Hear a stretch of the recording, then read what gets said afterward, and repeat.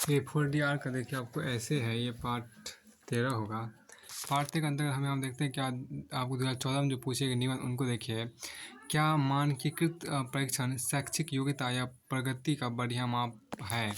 क्या मानकीकृत परीक्षण शैक्षिक योग्यता या प्रगति का बढ़िया माप है? देखिए अल्बर्ट आइंस्टीन आज के देखिए यहाँ पर क्या अल्बर्ट आइंस्टीन आज तक के सबसे महान वैज्ञानिकों में से एक माने जाते हैं, पर कम लोग ही जानते हैं कि वे अपने शुरुआती जीवन की कई परीक्षाओं में अनुत्तीर्ण हो जाते थे। एपीजे अब्दुल कलाम पायलट की परीक्षा में विफल हो गए थे। किंतु भारत के मिसाइल कार्यक्रम के भीष्म पितामह वही साबित हुए। स्टीफन हॉकिंग को विज्ञान की पढ़ाई में कमजोर माना गया, पर आज वे दुनिया के सबसे महान वैज्ञानिकों में शामिल है। बिल गेट्स को उनके परिवार के लोग अजीबोगरीब बातें सोचने के कारण मनोचिकित्सक से मिलवाते थे, जबकि आज की दुनिया माइक्रोसॉफ्ट के बिना ज्ञान के रास्ते पर 2 कदम भी नहीं चल सकती है। इसके अलावा भी ऐसे असंख्य उदाहरण हैं जिनमें किसी व्यक्ति को मानकीकृत परीक्षण में अयोग्य ठहराया गया, किंतु उसने अपनी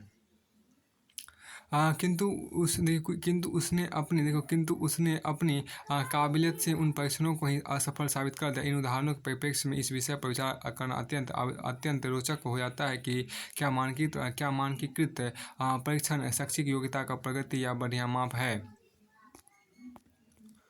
तो एक खास बात यहाँ पर कहा गया, समुचित निष्कर्ष पर पहुँचने के लिए जरूरी है कि पहले विषय के सटीक अर्थ का निर्धारण कर लिया जाए।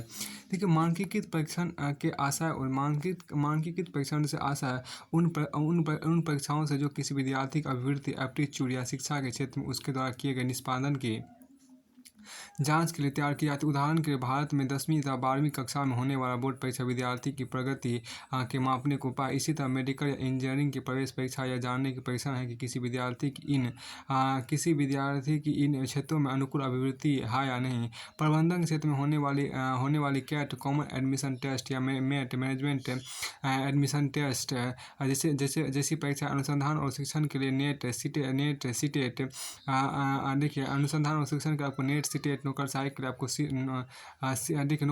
आपको सी सेट और खेलों के लिए आपको सेट स्पोर्ट्स एप्टीट्यूड टेस्ट जैसे मानकीकृत परीक्षण इसी बात का अनुमान करते हैं कोई अभ्यर्थी इस क्षेत्र विशेष में कितनी दूर तक सफल हो सकेगा।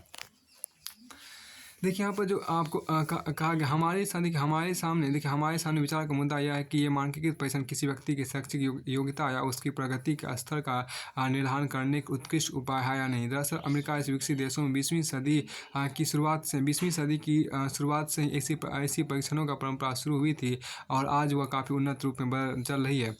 देखिए पहले ऐसे परीक्षणों में सिर्फ बौद्धिक योग्यताओं को मापा जाता था और गणित तर्क शक्ति तथा भाषा बोध जैसी बुनियादी तार्किक क्षमताओं की परख की जाती थी। देखिए धीरे धीरे इन देशों के मनोवैज्ञानिक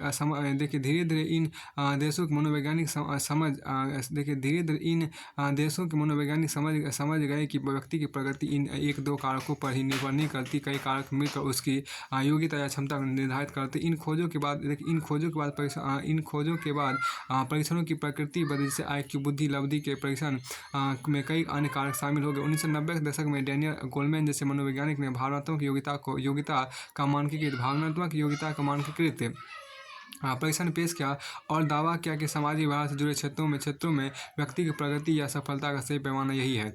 निचोड़ यह है कि मानकीकृत परीक्षण के क्षेत्र में मनोविज्ञान काफ़ी आगे बढ़ चुका है। किसी क्षेत्र में सफलता के लिए व्यक्ति में कौन से गुण किस अनुपात में होने चाहिए, इसका खाका तैयार किया जा चुका है और इसी के आधार पर विभिन्न मानकीकृत परीक्षण तय किए जाते हैं। देखिए जैसे यदि कोई लेखक बनना चाहे तो उसकी भाषा योग्यता, अमूर्त चिंतन की क्षमता, कल्पना क्षमता तथा अवलोकन क्षमता या का संयोजन देखा जाता है। इसके विपरीत यदि कोई सिविल इंजीनियर बनना चाहता है तो गणित, तर्क शक्ति, स्थानिक बुद्धिमत्ता तथा आकृतियों से जुड़ी बुद्धिमत्ता का परीक्षण किया जाता है।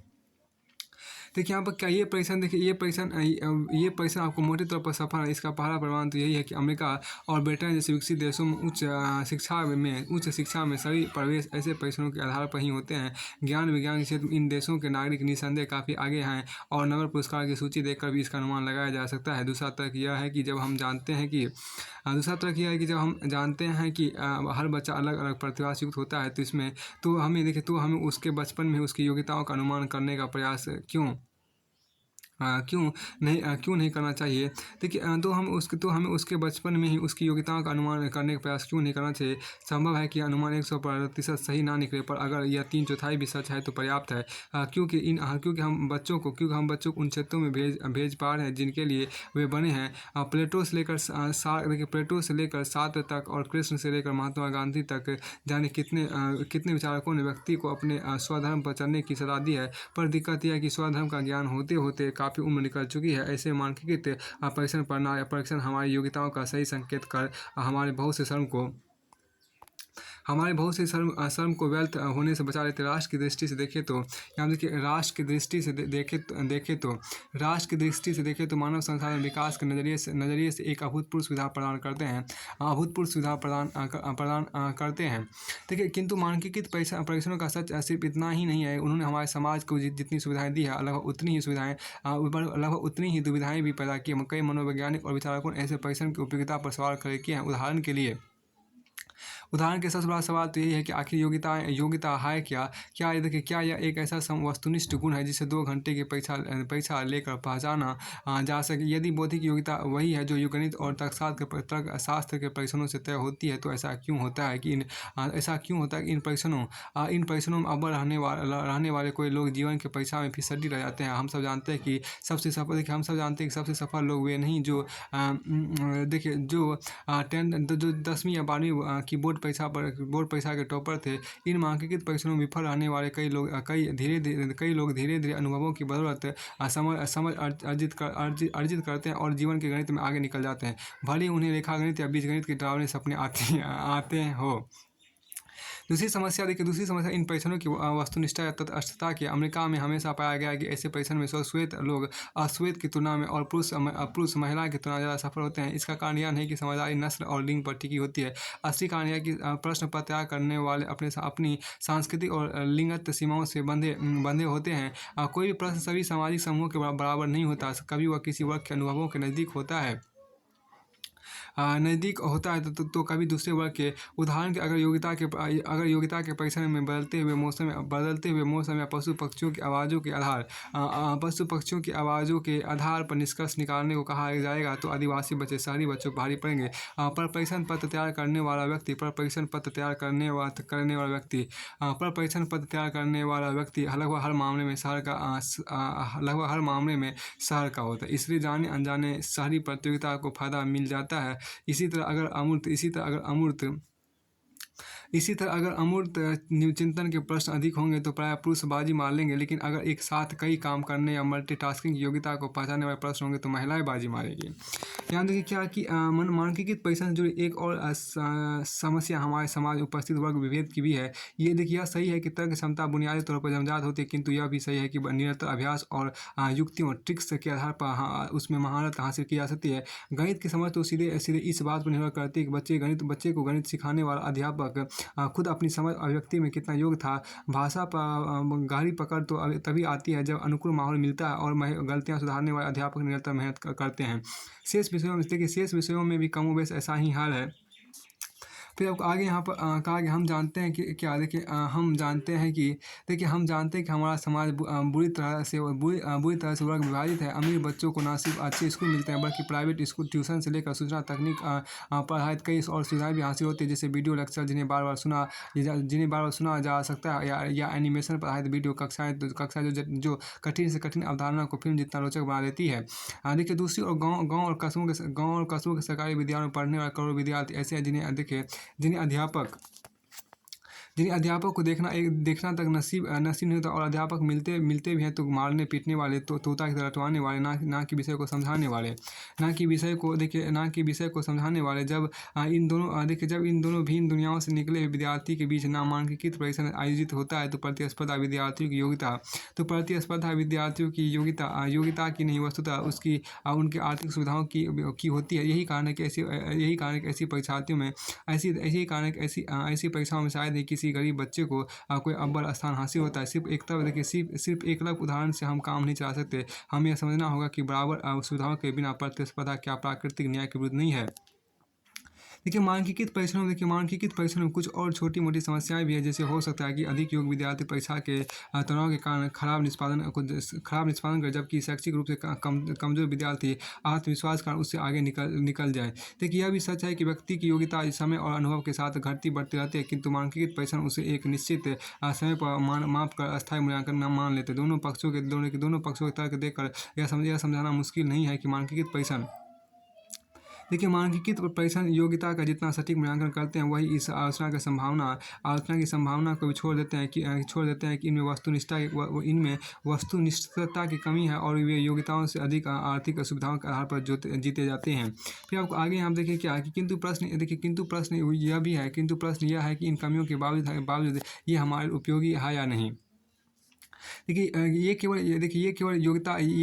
योग्यता प्रगति की माप के बढ़िया उपकरण बन पाए हैं या नहीं। इस बिंदु पर हमें यह समझना होगा कि अपनी हजार कमियों के बावजूद ये काफ़ी हद तक व्यक्ति की जन्मजात और अर्जित योग्यताओं को माप लेते हैं। अगर समाज में आर्थिक भेदभाव है तो इसकी जिम्मेदारी इन परीक्षणों की नहीं बल्कि राज्य और समाज के। ये परीक्षण है तो सिर्फ इतना करते हैं कि एक निश्चित समय पर परीक्षण में उपस्थित उम्मीदवारों की तुलनात्मक स्थिति बता देते हैं। शून्य में आलोचना करना निरर्थक है जब तक हम उपलब्ध व्यवस्था से बेहतर विकल्प ना दे सके। इसलिए बेहतर होगा कि हम इन परीक्षणों का लाभ उठाते हुए इन्हें और वस्तुनिष्ठ एवं तटस्थ एवं सटीक बनाने के प्रयास करते रहें। देखिए यहाँ पर क्या प्रतिस्पर्धा का बढ़ता स्तर युवाओं के हित में है। क्या प्रतिस्पर्धा का बढ़ता स्तर युवाओं के हित में है। देखिए विषय की शुरुआत इन पंक्तियों के साथ करते हैं। अब हवाएं ही करेगी रोशनी का फैसला, जिस दिए में जान होगी वह दिया रह जाएगा। अब हवाएं ही करेगी रोशनी का फैसला, जिस दिए में जान होगी वह दिया रह जाएगा। प्रतिस्पर्धा का बढ़ता दौर हवाओं की तरह ही है। प्रतिस्पर्धा का बढ़ता दौर हवाओं की तरह ही है। जहाँ योग और कुशल लोग देखिए यहाँ पर साथ गौर कीजिए। प्रतिस्पर्धा का बढ़ता स्तर देखिए प्रतिस्पर्धा का बढ़ता दौर हवाओं की तरह ही है। जहाँ योग और कुशल लोग अपनी कठिन मेहनत के फलस्वरूप बचे रह पाएंगे और आर्थिक अयोग्य लोग प्रतियोगिता से पहले ही बाहर कर दिए जाएंगे। वर्तमान की बढ़ती प्रतिस्पर्धा के दौर में वर्तमान की बढ़ती प्रतिस्पर्धा के दौर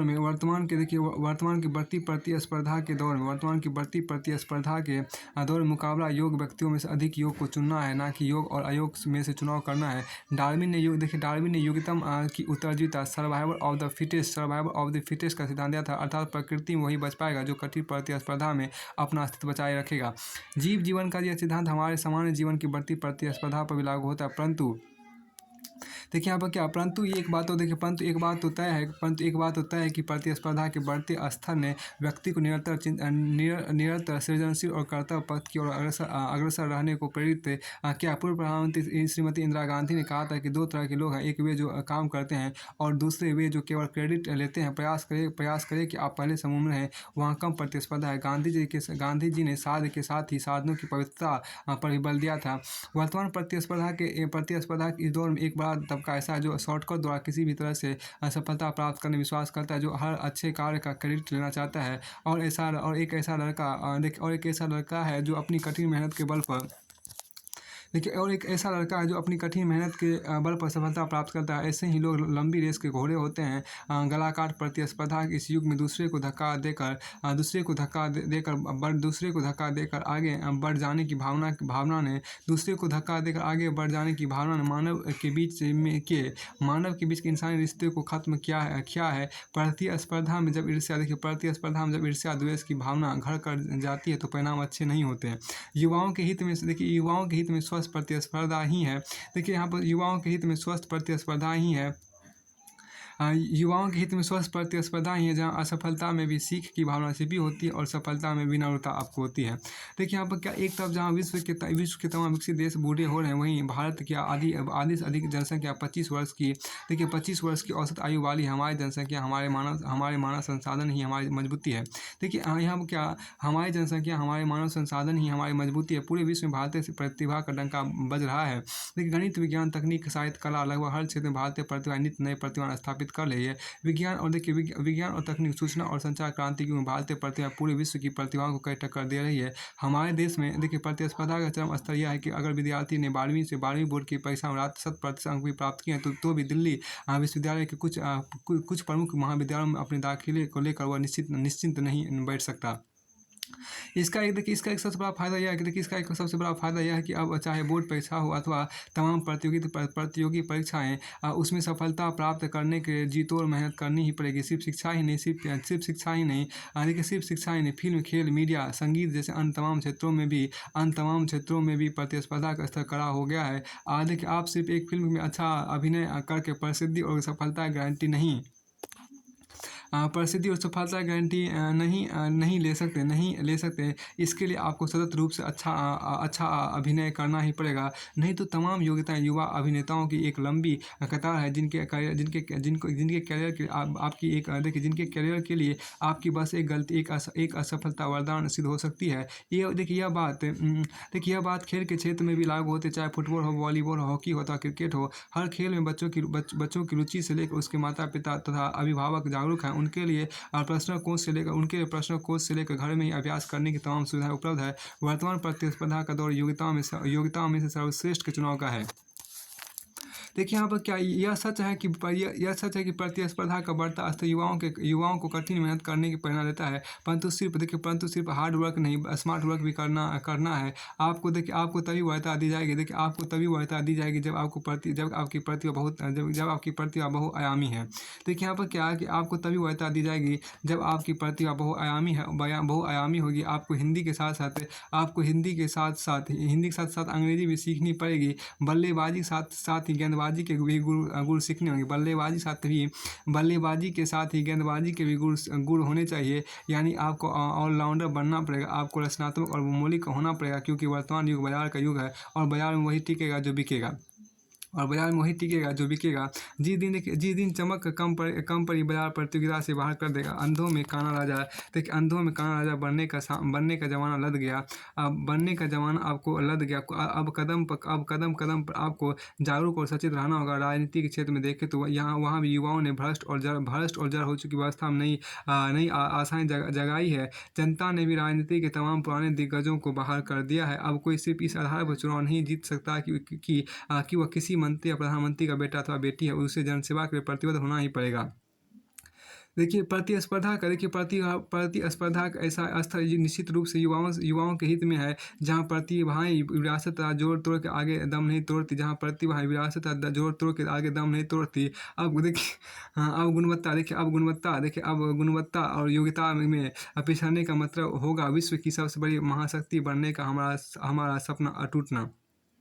देखिए ध्यातव्य है कि चीन अपनी युवा प्रतिभाओं के बल पर हर क्षेत्र में हमें कई टक्कर दे रहा है। देखिए आपको रचनात्मक और मौलिक होना पड़ेगा, क्योंकि वर्तमान युग बाजार का युग है और बाजार में वही टिकेगा जो बिकेगा।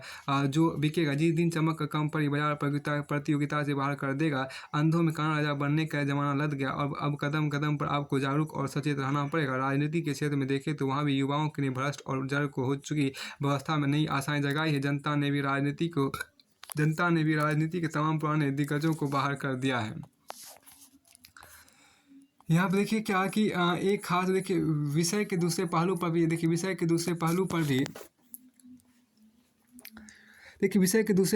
भी हमें विचार करना होगा। प्रतिस्पर्धा उस दौर में जहाँ 100% अंक भी आपकी सफलता की गारंटी नहीं हो सकती, वहाँ 99.9% अंक पाने वाले छात्र की कुंठा, तनाव और निराशा को समझा जा सकता है। जरा उस छात्र के बारे में सोचे जिसने 50% अंक पाए, इसे भी छोड़ दे। उस छात्र के संबंध विचार करें जो किसी कारणवश फेल हो गया। इस फेल होने को वह छात्र अंकों को योग्यता का पैमाना मानने वाले इस दौर में कैसे बर्दाश्त कर पाएगा। देखिए कैसे बर्दाश्त कर पाएगा। वह जिंदगी खत्म होने में ही समस्याओं का समाधान ढूंढने लगता है और भविष्य के न्यूटन, आइंस्टीन और कालिदास बनने वाली ना जाने कितनी प्रतिभा फांसी के फंदों को चूम लेती है। प्रतिस्पर्धा के दौर में अभिभावकों की भी दबी आकांक्षाओं को उफान पर ला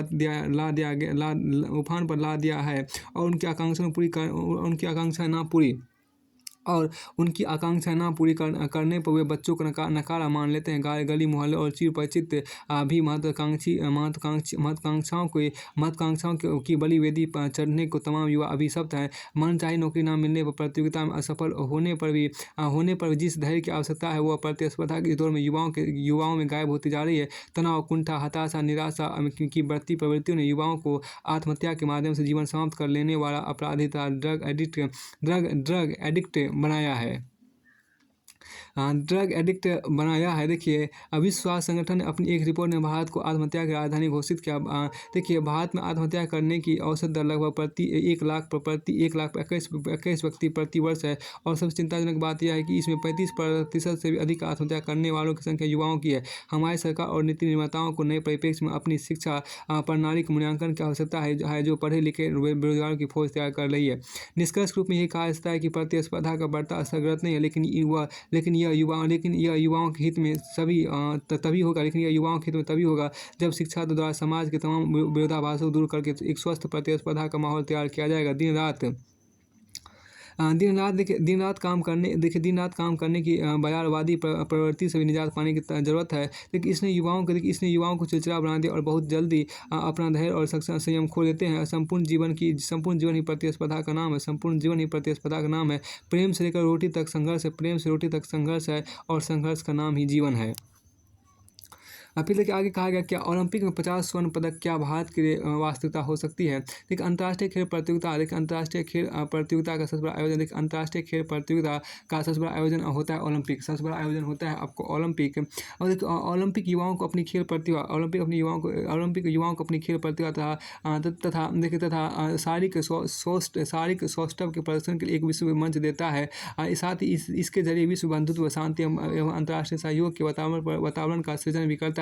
ओलंपिक खेलों की महत्ता को समझते हुए अमेरिकी राष्ट्रपति जॉन एफ कैनेडी ने एक बार कहा, ओलंपिक स्वर्ण पदक अंतरिक्ष यान ही किसी देश की प्रतिष्ठा का प्रतीक होते हैं। इस कथन से ओलंपिक खेलों में स्वर्ण पदक की महत्ता का स्वतः अनुमान लगाया जा सकता है। इस आलोक में भारतीय प्रदर्शन को देखने पर ज्ञात होता है कि भारत अपने 112 वर्षों के ओलंपिक सफर में महज 28 पदक हासिल किए हैं, जिनमें आपको 9 स्वर्ण, 8 हॉकी तथा 1 शूटिंग है। अतः प्रश्न उठना स्वाभाविक है कि ओलंपिक 50 स्वर्ण पदक क्या भारत की वास्तविकता हो सकती है। ओलंपिक खेलों के इतिहास में महज 5 बार ऐसे मौके आए हैं जब किसी देश ने 50 से ज़्यादा स्वर्ण पदक प्राप्त किया। उसमें देखिए, उसमें भी दो बार एक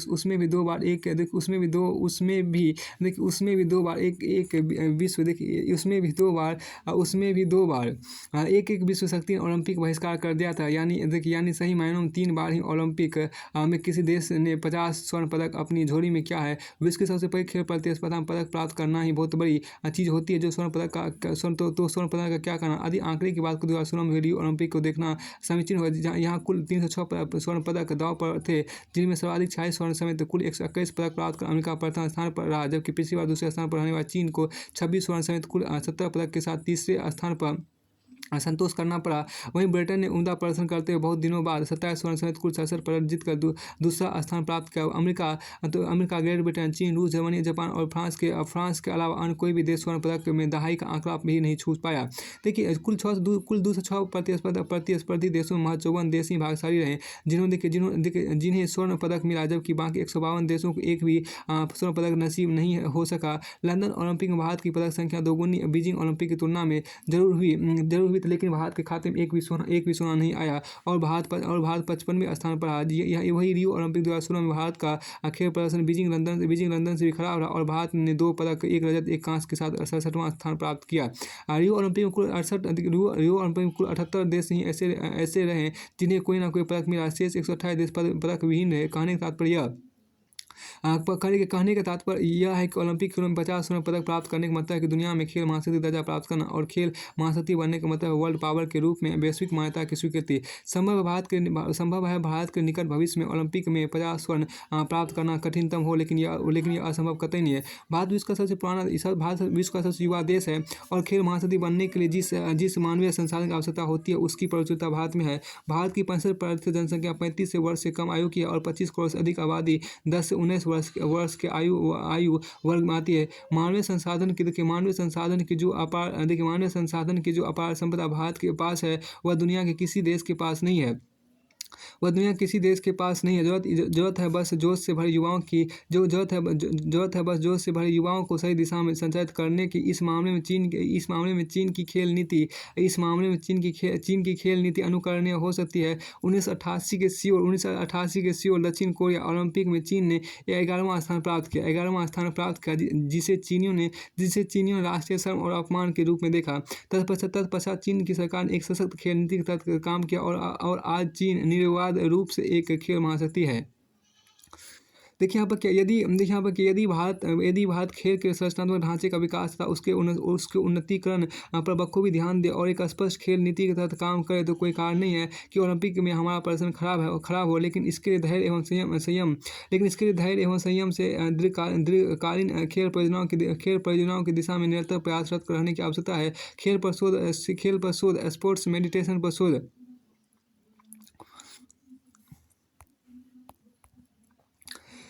देखिए यहाँ पर जो कहा गया कि यदि भारत खेल के लिए संरचनात्मक ढांचे का विकास तथा उसके उन्नतीकरण पर बखूबी ध्यान दे और एक स्पष्ट खेल नीति के तहत काम करे, तो कोई कारण नहीं कि वह ओलंपिक में हमारा प्रदर्शन खराब हो। लेकिन इसके लिए धैर्य एवं संयम से दीर्घकालीन खेल परियोजनाओं की दिशा में निरंतर प्रयासरत रहने की आवश्यकता है। खेल पर शोध, स्पोर्ट्स मेडिसिन पर शोध, खेल प्रैक्टिस लैब और प्ले ग्राउंड, स्टेडियम, कोच आदि की उचित व्यवस्था करते हुए भारत में खेल के प्रति कुछ पूर्वाग्रहों को दूर करना तथा खेल संघों के उचित नियमन की बहुत आवश्यकता है। चीन के पूर्व राष्ट्रपति माओ के अनुसार सेहत पहले पढ़ाई बाद में। देखिए चीन के पूर्व राष्ट्रपति माओ के अनुसार सेहत पहले पढ़ाई बाद में, जबकि खेलों के प्रति भारतीय समाज के नज़रियों को इस कहावत से समझा जा सकता है, खेलोगे कूदोगे होगे खराब, पढ़ोगे लिखोगे होगे नवाब। अब आगे यहाँ पर कहा गया, देखिए इसमें आगे आपको है, देखिए यहाँ पर आपको कहा गया इस प्रकार, एक मिनट, देखिए यहाँ पर क्या इस प्रकार के नकारात्मक रुख से भारतीय खेल की प्रगति जरूर बाधित हुई, जहाँ सामाजिक सम्मान में पढ़ाई लिखाई और ज्ञान को उच्चता तथा खेल कूद को नियमितता प्रदान की जाती है, वहाँ क्या गेम्स एंड स्पोर्ट्स एक कैरियर के रूप में उभर सकता। हालांकि खेल कूद के प्रति नकारात्मक सोच में अब काफ़ी बदलाव आया है। अब बच्चे समेत कई अभिभावक भी खेल और खिलाड़ी को सम्मान की दृष्टि से देखते हुए खेल रूपी कैरियर को संजीदगी से अपना बढ़ा रहे हैं। देखिए इससे भारतीय समाज की सोच में अपना आता बदलाव, देखिए इससे भारतीय समाज की सोच में आता बदलाव एक वह सकारात्मक संकेत है जो PV सिंधु बैडमिंटन, साक्षी मलिक कुश्ती, दीपा कर्माकर जिम्नास्टिक, सुशील कुमार कुश्ती, Gagan Narang shooting, MC Mary Kom boxing, Yogeshwar Dutt कुश्ती, Abhinav Bindra shooting, Saina Nehwal badminton, Sania Mirza tennis जैसे हजारों खेल प्रतिभाओं को उभारने में मदद करेगा और भारत के 50 ओलंपिक स्वर्ण पदक का ख्वाब हकीकत में तब्दील होगा। देखिए यहाँ पर क्या कि खेल महाशक्ति बनने के मार्ग में सरकार का ढुलमुल रवैया भी काफ़ी बाधक सिद्ध हुआ है। इन तथ्यों को जानकर आश्चर्य होता है कि गुलाम भारत ओलंपिक खेलों में महज 6 बार भाग लेकर 3 गोल्ड मेडल अर्जित किया, 1928, 1932, 1936 में हॉकी में, जबकि आज़ाद भारत में हॉकी 5 गोल्ड को छोड़कर केवल 1 गोल्ड मेडल शूटिंग में अभिनव बिंद्रा को प्राप्त हुआ। 1951 में एशियाई खेल भारत में हुआ, जिसमें जापान के बाद भारत 15 गोल्ड मेडल लेकर दूसरे स्थान पर, जबकि 2014 में एशियन गेम्स में भारत 11 गोल्ड मेडल लेकर 8वें स्थान पर रहा। स्पष्ट है कि 1951 में भारत एशिया की प्रमुख खेल हस्ती था, लेकिन भारतीय सरकार ने खेलों के विकास को अपनी प्राथमिकताओं में शामिल ही नहीं किया, जिसका परिणाम हुआ कि अंतर्राष्ट्रीय खेल प्रतिस्पर्धाओं में भारतीय युवा पिछड़ते चले गए। देखिए यूरोपीय देशों के छोटे शहरों में खेल के इतने मैदान हैं कि जितने हमारे पास प्रांत में भी नहीं है, देखिए हमारे देश में आधारिक संरचना का विकास अभी उस स्तर का नहीं हो पाया कि भारत ओलंपिक की मेजबानी कर सके। इसके अलावा यहाँ खेल संघों में व्याप्त भ्रष्टाचार तथा प्रशिक्षण एवं चयन की प्रक्रिया में धांधली के कारण युवाओं की ऊर्जा का विनाश होता है। जो खेल के यहाँ देखिए क्या है कि जो खेल के जो खेल के देखिए यहाँ पर क्या कि जो खेल के विकास में मुख्य अवरोधक है, जो खेल के विकास में मुख्य अवरोधक है, इसलिए खेलों के प्रति सरकारी इसलिए खेलों के प्रति सरकारी निष्क्रियता को सक्रियता में बदले खेल नीति में आमूलचूल परिवर्तन, खेल संबंधी आधारिक संरचना का विकास तथा खेल संघों के उचित नियमन की व्यवस्था कर ही भारत ओलंपिक में 50 स्वर्ण के स्वप्न को साकार कर सकता है। देखिए यहाँ पर दूसरी बात है कि भारतीय मानस के खेल बोर्ड में क्रिकेट ने ऐसी ही जगह बना ली है। और दूसरी बात है कि भारतीय मानस के खेल बोर्ड में क्रिकेट ने ऐसी ही जगह बना ली है कि ओलंपिक में शामिल खेलों के विकास की गति को यह मंथर बना देती है। जिस प्रकार विशाल बरगद के नीचे छोटे मोटे पेड़ पौधे नहीं पनप पाते, उसी प्रकार क्रिकेट रूपी बरगद के नीचे कुश्ती, टेबल टेनिस, नौकायन, साइकिलिंग, जिम्नास्टिक, तीरंदाजी, भारोत्तोलन, देखिए बॉक्सिंग जैसे खेल एवं हमारे अन्य परंपरागत खेल हतोत्साहित होते रहते हैं। अतः इस संदर्भ में भारतीय मानस को अपना नजरिया बदलना चाहिए।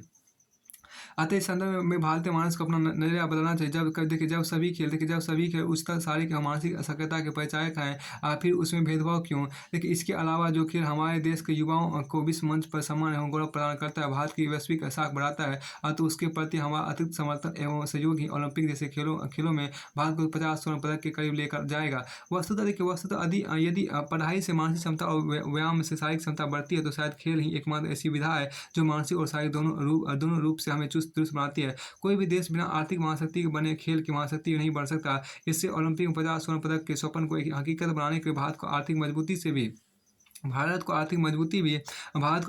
भी चाहिए। 1991 की नई आर्थिक नीति पर भारत के आर्थिक मोर्चे पर लगातार वृद्धि का संकेत दे रहा है। भारत आर्थिक मोर्चे पर लगातार वृद्धि का संकेत दे रहा है। सबसे तीव्र विकास दर वाले देशों में भारत शुमार है। विश्व के 10 प्रमुख अर्थव्यवस्था में भारत ही भी है। देखिए 30 वर्ष बाद पूर्ण बहुमत की सरकार आने से भी माहौल बदला है। इसलिए संभावना है कि खेल के प्रति एक स्पष्ट अधिकारिक खेल नीति बने और खेल संबंधी आधारिक संरचना का विकास हो। खेल संघों को न केवल अनाड़ियों एवं अखाड़ेबाजी बल्कि स्वार्थी लोगों तथा राजनीतिज्ञों के कब्जों से भी मुक्त कराना होगा। विगत कुछ वर्षों में खेलों में सफलता बढ़ती हुई दिखाई पड़ रही है, लेकिन हमें इस सफलता को संस्कृति में ढालना है। कुश्ती, बैडमिंटन, शूटिंग, हॉकी जैसे क्षेत्र जिसमें भारत का प्रदर्शन अच्छा रहा है, उसे जीत की संस्कृति में बदलना होगा तथा तैराकी, टेनिस, फुटबॉल, जिम्नास्ट, एथलीट्स आदि जैसे खेलों में और मेहनत करते हुए इस पर विशेष ध्यान देने की आवश्यकता है। कोई भी देश सही मायनों में तभी महाशक्ति बनता है जब वह विकास के हर पहलू पर अपनी एक खास पहचान बना पाता है। इसलिए भारत की बढ़ती आर्थिक ताकत वैश्विक साख इसे खेल शक्ति बनने की ओर भी प्रेरित करती है। इसलिए भारत की बढ़ती आर्थिक ताकत वैश्विक साख इसे खेल शक्ति बनने की ओर भी प्रेरित करती है। अतः पथ जितना भी कठिन हो, लेकिन संभव है 2022 के ओलंपिक में भारत भी 50 स्वर्ण पदक के साथ खेल महाशक्ति का दर्जा प्राप्त करेगा। देखिए अब जो कहा गया शब्द दो धारी तलवार से अधिक तीक्ष्ण होते हैं।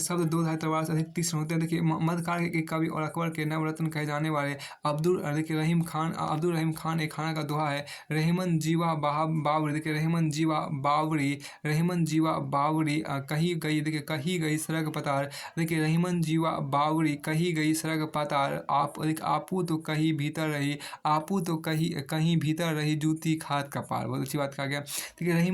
रहीमन जीवा बावरी कही गई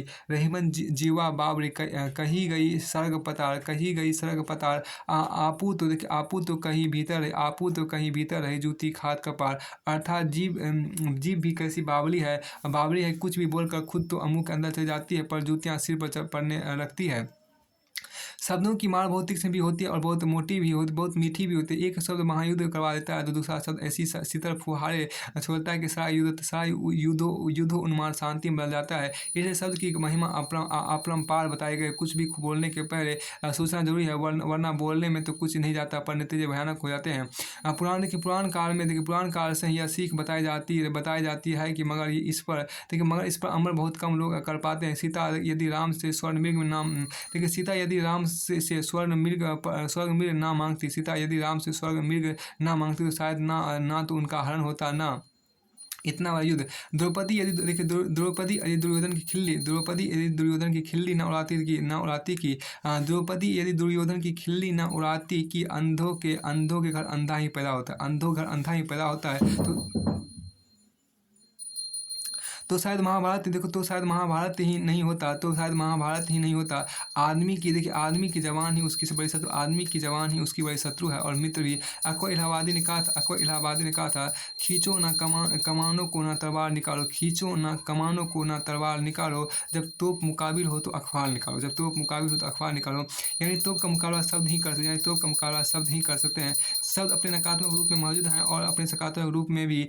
बस यह देखिए, बस यह तो उसे प्रयोग में लाने वाले पर निर्भर है कि वह उस शब्द का प्रयोग किस मंशा से करता है। एक ही शब्द कहीं पर मार काट मचा देता है तो कहीं उसका प्रयोग प्यार का प्रतीक बन जाता है। शब्द की महिमा उसको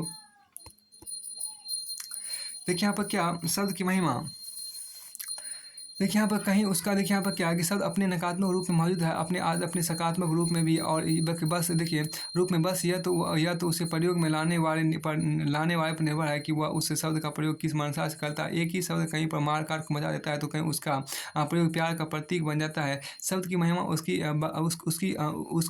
युक्ति पर निर्भर करती है कि उसे प्रयोग में कहाँ लाया गया और उस शब्द का प्रयोग किसने किया। देखिए किसी फिल्म में विलेन, देखिए किसी फिल्म में विलेन जब उस शब्द का प्रयोग करता है तो दर्शक समझ आता है कि विलन, देखिए कि विलन अब अपने खलूप में साक्षात उतर आया। लेकिन जब नायक प्रयोग करता है तो साफ लगता है कि अब कुछ शुभ होगा। देखिए अब कुछ शुभ होगा। हिटलर और उसके सेनापति भी उसके सेनापति भी जीत चाहते थे और मित्र राष्ट्र भी, दोनों तरफ मारकाट भी थे, दोनों तरफ मारकाट थी और युद्ध उन्माद था। मगर हिटलर की तरफ जहाँ तानाशाही थी, वहीं मित्र राष्ट्रों की तरफ विश्व शांति का जज्बा था। पर दोनों तरफ से शब्दों की मार समान थी और उनका फलित अलग अलग था। शब्दों के जो खिलाड़ी होते हैं वे शब्दों का खूब सोच समझ कर इस्तेमाल करते हैं। शब्दों के जो खिलाड़ी होते हैं, देखिए शब्दों के जो खिलाड़ी होते हैं वे शब्दों का खूब सोच समझ कर इस्तेमाल करते हैं। बड़े बड़े लेखकों एवं साहित्यकारों के विचार निश्चित ही प्रभावित करते हैं। मगर उसे यदि शब्दों में महारत नहीं है, शब्दों में यदि महारत, लेकिन मगर उसे यदि शब्दों में महारत नहीं है तो वह साहित्य में भी लोकप्रिय नहीं बन पाएगा। और अगर शब्दों पर उसकी पकड़ है तो लोकप्रियता की सीढ़ियाँ धड़ाधड़ चढ़ता जाएगा। अंग्रेजी में यदि अनेस्ट होमिंगो को दक्षता हासिल थी तो हिंदी में सच्चिदानंद हीरानंद वात्स्यन आगे को इसी श्रेणी में रखा जाता था, जिनके शब्द कठिन होते हुए भी सीधे पाठक के मन पर चोट करते हैं। मुंशी प्रेमचंद हिंदुस्तानी भाषा और नारी लिपि को अपनाया, जिसका नतीजा यह निकला कि हिंदी में मुंशी प्रेमचंद उपन्यास और कहानी के प्रतीक बन गए। बहुत से लोगों को पता नहीं होगा कि 20वीं सदी की शुरुआत में लिखना शुरू करने वाले बाबू देवकीनंदन खन्नी अपनी सामान्य बोली जाने वाली भाषा में और किस्सागो शैली में इतने लोकप्रिय उपन्यास लिख डाले कि असंख्य लोगों ने बस देवकीनंदन खन्नी की इस उपन्यास को खासकर चंद्रकांता एवं चंद्रकांता संततिता भूतनाथ पढ़ने के लिए ही हिंदी सीखी। कहा जाता है कि मुंशी प्रेमचंद पर भी बाबू देवकीनंदन खन्नी की लोकप्रियता का इतना असर हुआ कि उन्होंने भी हिंदी भाषा तथा देवनागरी लिपि में ही लिखने की ठानी, वरना अपने शुरुआती दौर में मुंशी प्रेमचंद उर्दू में ही लिखते थे। यह शब्दों एवं उनके चयन का ही जादू है। यह शब्द एवं उनके चयन का ही जादू है। आज भी कवि अपने फक्कड़पन और सद्दूखड़ी भाषा एवं शब्दों के कारण पूरे उत्तर भारत के लोक में समाये हैं। यही हाल तुलसीदास का, यद्यपि उन्होंने सद्दूखड़ी भाषा इस्तेमाल नहीं की, पर हर स्थान के उपयुक्त शब्द चयन के कारण ही वे लोकमानस में समा गए। देखिए जिस वाल्मीकि रामायण को तुलसी के पूर्व सिर्फ ब्राह्मण ही पढ़ पाते थे, उस रामायण से वे लोग भी परिचित हो गए जो तब तक उससे हीन थे। देखिए शब्द जीवंता प्रदान करते हैं और कथोपकथन भी करते चलते हैं। देखिए आज देखिए ये आज लगभग 500 साल पहले ही ये देखिए ये आज से लगभग 500 साल पहले के पहले ये दोनों भक्ति काव्य कवि बता गए थे। देखिए यहाँ पर क्या कि इसी संदर्भ में सूरदास को भी याद कर लेना चाहिए, जिनके शब्द ये शब्द तो चलते की भांति दृश्य सजीव कर देते हैं। देखिए इसी संदर्भ में सूरदास को भी याद कर लेना चाहिए, जिनके शब्द तो चलते की भांति दृश्य सजीव कर देते हैं। उनका एक पद है कभू पलक, देखिए कभू पलक हरि मुंद लेत हैं, कभू पलक हरि मुंद लेत हैं, कभू अधर फरकावे। देखिए यहाँ पर जो खास बातें कही गई है, देखो कभू फलक हरि मुंद लेत हैं, कभू फलक हरि मुंद लेत हैं, कभू अधर फरकावे। यहाँ पे खास बात है कभू फलक हरि मुंद लेत हैं, कभू अधर फरकावे। इसमें जो खास बात देखिए यहाँ पर कि अब एक नेत्रहीन कवि, यहाँ देखिए यहाँ पर एक जो खास अब एक नेत्रहीन कवि देखिए अब एक नेत्रहीन कवि इस दृश्य का जब वर्णन करता है, तो वो अपने देखिए तो वो अपने अवचेतन में स्वयं भी शब्द के मार्फत ही उधर देखिए अधर फड़काने की क्रिया को देख पाता होगा। शब्द कैसे प्रतिभा को निखारते और चातुर का पर्दाफाश कर, देखिए शब्द कैसे प्रतिभा को निकालते और चातुर का पर्दाफाश कर देते हैं। इसका एक अच्छा उदाहरण कालिदास के संदर्भ में है। इसका एक उदाहरण कालिदास के संदर्भ में कालिदास एक बार दरबार से नाखुश होकर अज्ञातवास पर चले गए। अब राजा भोज बड़े परेशान, चारों तरफ ढूंढा पर कभी कालिदास से कहीं पता नहीं चला। आखिर में उन्होंने एक उपाय निकाला। उनके दरबार में धनपाल, दामोदर और शेखर नाम के तीन ब्राह्मण बटुक हुआ करते थे। इनमें से धनपाल एक ही बार में सुनकर कोई भी श्लोक उस जस का तस सुना देता था।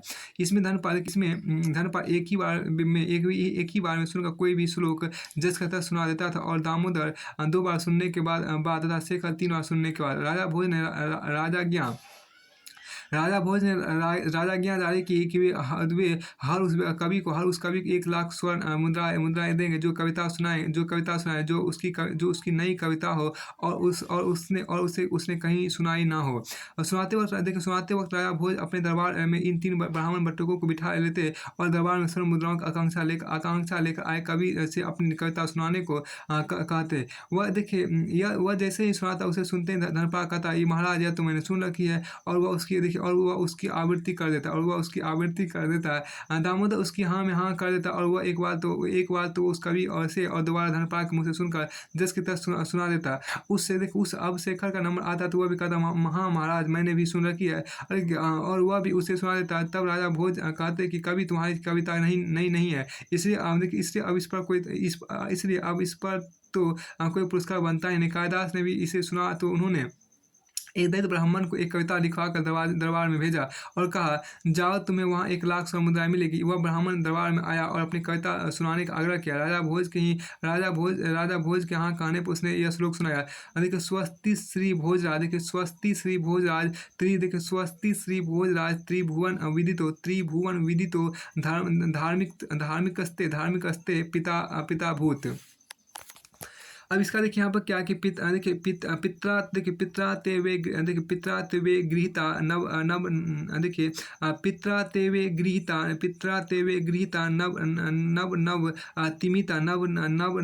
तिमिता रत्न कोटि मर्दिया तामे देहिति राजन सकल जन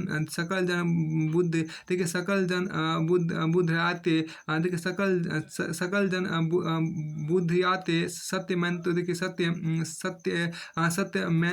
सत्यमेतनो वा जानती ते तन्मम कृति मथवा देहि लक्ष्य तत्व में। अर्थात हे राजा भोज संसार जानता है कि आपके पिता बड़े ही धार्मिक थे। उन्होंने मुझसे 99 करोड़ मुद्राएं कर्ज भी ली थी। शायद आपके पास पंडित ब्राह्मण बटुक दामोदर धनपाल और शेखर भी यह सत्य जानते हैं। यदि वे नहीं जानते और मेरा श्लोक नया समझते हैं तो मुझे 1 लाख स्वर्ण मुद्राएं दिलवाएं।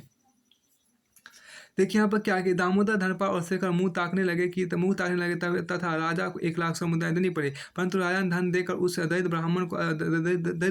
ब्राह्मण से असली कवि का पता ले ही लिया, क्योंकि वह समझ चुके थे कि यह प्रतिभा इस ब्राह्मण में नहीं थे,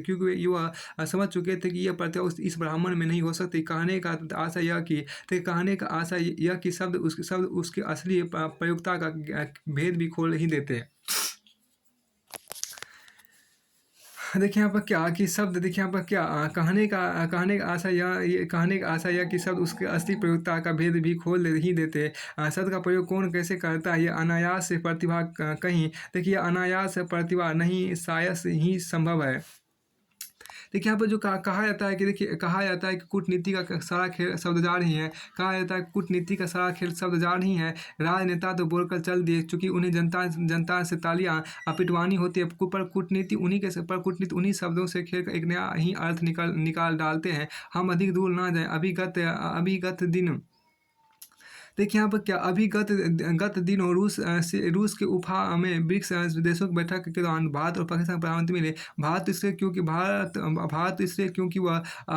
ब्रिक्स का सदस्य देश है, और पाकिस्तान इसलिए कि उन्हें उन्हीं दिनों शंघाई सहयोग संगठन से जुड़े देशों की बैठक वहीं पर होनी थी। देखिए भारत का पाकिस्तान भी उसके ऑब्जर्वर देशों में है, इसलिए पाकिस्तान भी वहाँ पहुँचा। लगभग एक साल से जमी बर्फ पिघली और भारत और पाकिस्तान के प्रधानमंत्री के बीच मुलाकात हुई।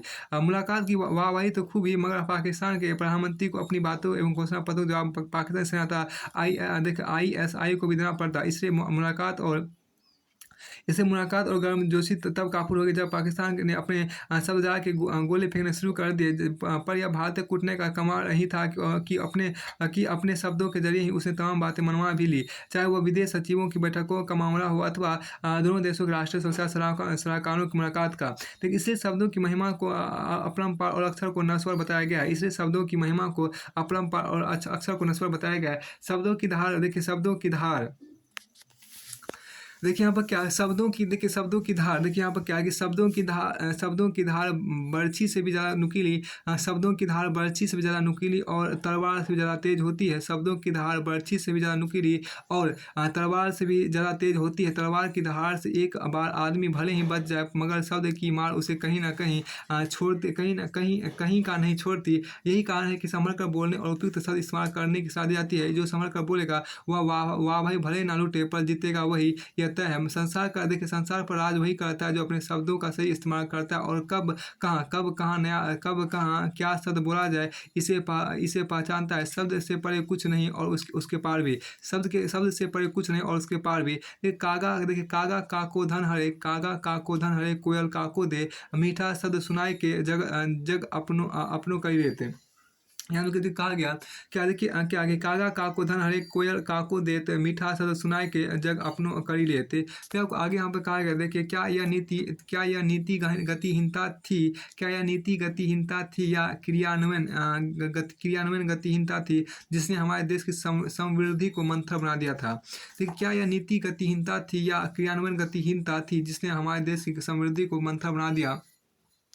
दुष्यंत कुमार की बड़ी मशहूर पंक्ति है, कहाँ तो तय था चिरागा हर मकां के लिए, कहाँ तो तय था चिरागा हर मकां के लिए, कहाँ चिरागा मैसर नहीं शहर के लिए, कहाँ चिरागा मैसर नहीं शहर के लिए। देखिए हमारी तमाम योजना और नीतियों को पंगुता था देश के विकास की मंथर धीमी अजर गति की पंक्तियाँ बड़े सटीक अर्थों में अभिव्यक्त कर रही है। आज़ादी के लगभग 69 वर्ष बाद आज़ादी के लगभग 69 वर्ष बाद भी हम वास्तविक विकास की गति में बहुत ज़्यादा आगे नहीं बढ़ पाए। एक तरफ बड़े बड़े मॉल और 5 स्टार होटल की चमक है, तो वहीं सड़क की दूसरी और श्रम बस्तियाँ भूख से मरते वृद्ध और बच्चे हैं। एक भारत में 2 भारत बस रहे हैं, एक भारत 10% लोगों का जिसके पास देश की 90% संपत्ति जब्त है, और एक भारत 90% लोगों का जिनके पास 10% संपत्ति और सुविधाएं भी बड़ी मुश्किल से पहुँच पाती है।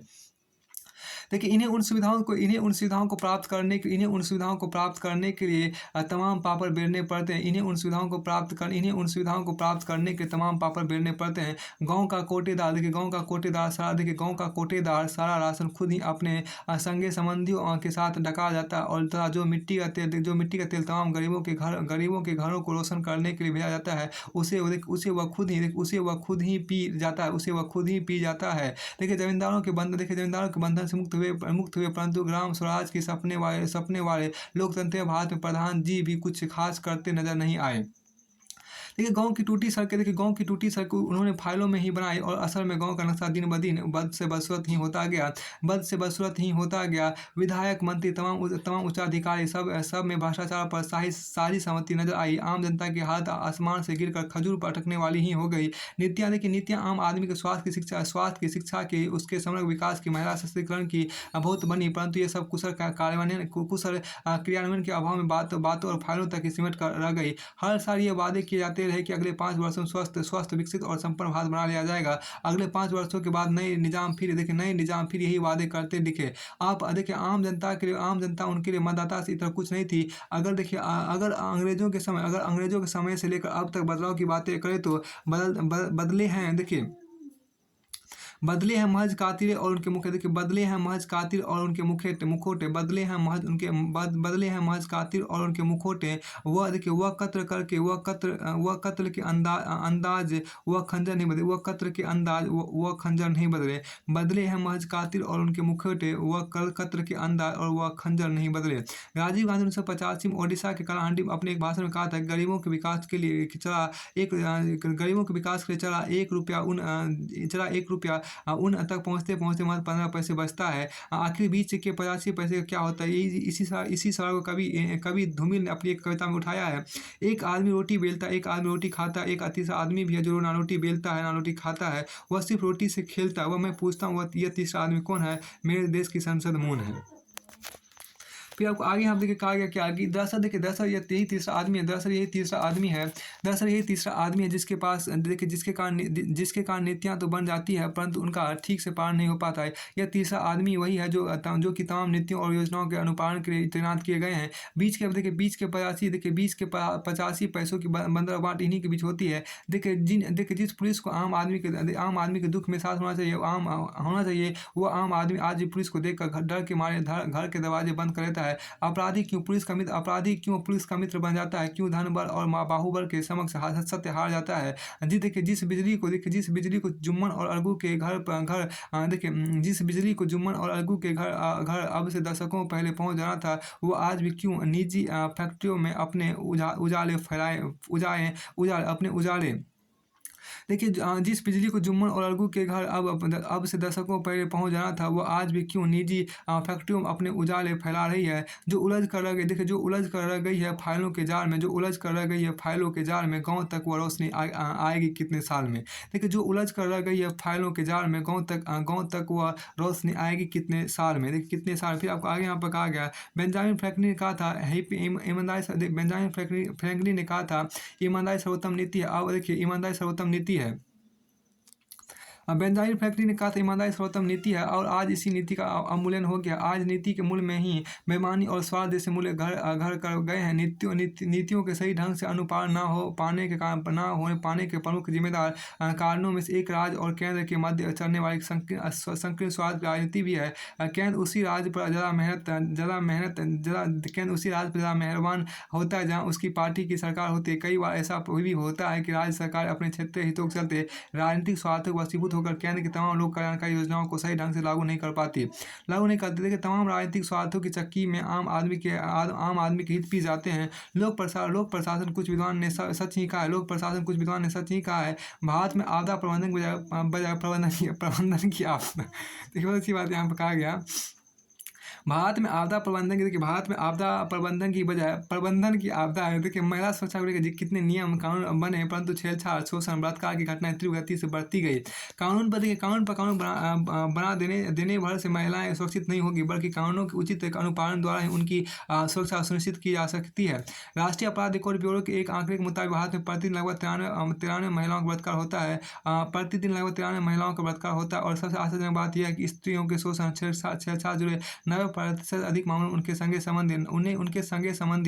उनके सगे संबंधी ही प्रमुख अभियुक्त होते हैं। ज़्यादातर मामले तो पुलिस तक आते ही नहीं, क्योंकि सामाजिक अस्मिता के डर से पिता और उसके परिवार वाले चुप बैठ जाते हैं। ऐसे मामले में पूरी तरह कानून और पुलिस को ही दोषी ठहराना उचित नहीं होगा, बल्कि स्त्रियों के संबंध समाज की दूषित मानसिकता इसका एक प्रमुख कारण है, जिसे कि महज कई कानून से ही नहीं बदला जा सकता। देश के विकास की मंथर गति के लिए समाज भी कुछ मामलों में दोषी है। इस बात से इनकार नहीं किया जा सकता कि यहाँ कई बार जहाँ कुरीतियों, रूढ़ि और परंपरा सरकारी नियमों और नीतियों पर भारी पड़ जाती है। स्वास्थ्य की बदहाल स्थिति का नमूना यह है कि विश्व स्वास्थ्य संगठन के एक आंकड़े के मुताबिक विश्व के रोगों का 21% भार सिर्फ भारत पर है। देखिए, ग्रामीण भारत में स्वास्थ्य सुविधाओं की पहुंच ना के बराबर है। आज भी भारत की 1/3 आबादी देखिए, आज भी भारत की 1/3 आबादी के पास शौचालय नहीं। और यूनिसेफ के एक आंकड़े के मुताबिक भारत में आज भी 50% अधिक लोग खुले में शौच करते हैं। जो कि तमाम बीमारियों की जड़ है। हालांकि शिक्षा के क्षेत्र में भारत में जरूर सुधार हुआ है, परंतु शिक्षा और साक्षरता की खाई को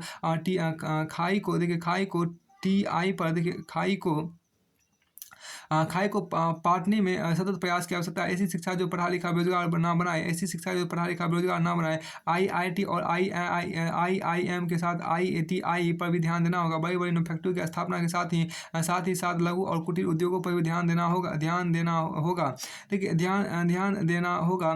देखिए, कहने का अर्थ है कि नीतियाँ केवल बड़े संस्थानों उद्योगों के लिए ही ना बने, बल्कि छोटे छोटे क्षेत्रों को भी पर्याप्त महत्व दिया जाए। देखिए, हर वर्ष ये देखने में आता है कि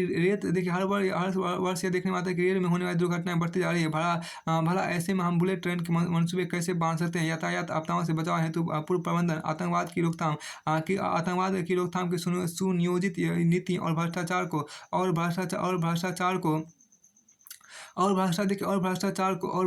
को नियंत्रित करके ही हम विकसित भारत का सपना देख सकते हैं। महत्वाकांक्षी योजना बनाकर राजनीतिक हित भले ही साध लिए जाए, मगर इनसे सामाजिक हितों को नहीं सहा जा सकता। नीति निर्माण में शिक्षा, स्वास्थ्य जैसे महत्वपूर्ण क्षेत्रों में खर्च के मामले में हम प्रतिद्वंदी चीन से बहुत पीछे हैं। हमें इन महत्वपूर्ण क्षेत्रों पर पर्याप्त ध्यान देना होगा। देखिए, यहाँ पर ध्यान देना होगा। यहाँ देखिए क्या कि आपको है कि देखिए विषय की गंभीरता पर मुझे बाबा जी द्वारा बताई एक बात याद आती है कि एक वीडियो प्रखंड विकास पदाधिकारी ने गांव में तालाब बनाने के बड़ी धनराशि पास कर कुछ पैसे ग्राम प्रधान को दिए, कुछ अपने से बड़े अधिकारी को और तालाब बन गया फाइलों में। बाद में उस वीडियो का ट्रांसफर हुआ और नया वीडियो आया। उसे जब इस बात का पता चला तो वह पहुंचा पुराने वीडियो के पास भ्रष्टाचार का यह मामला जो वो उजागर करेगा। पुराने वीडियो हंसा और बोला कि तालाब बना है, लेकिन बारिश न होने के कारण उसमें ताजा जल नहीं आ पा रहा है। और पुराने जल जमाव के कारण गंदे पानी से मच्छर पनप रहे हैं और वो पानी पीकर जानवर मर रहे हैं और गाँव में बीमारियां फैल रही। इसलिए जरूरी है कि उसे समतल किया जाए।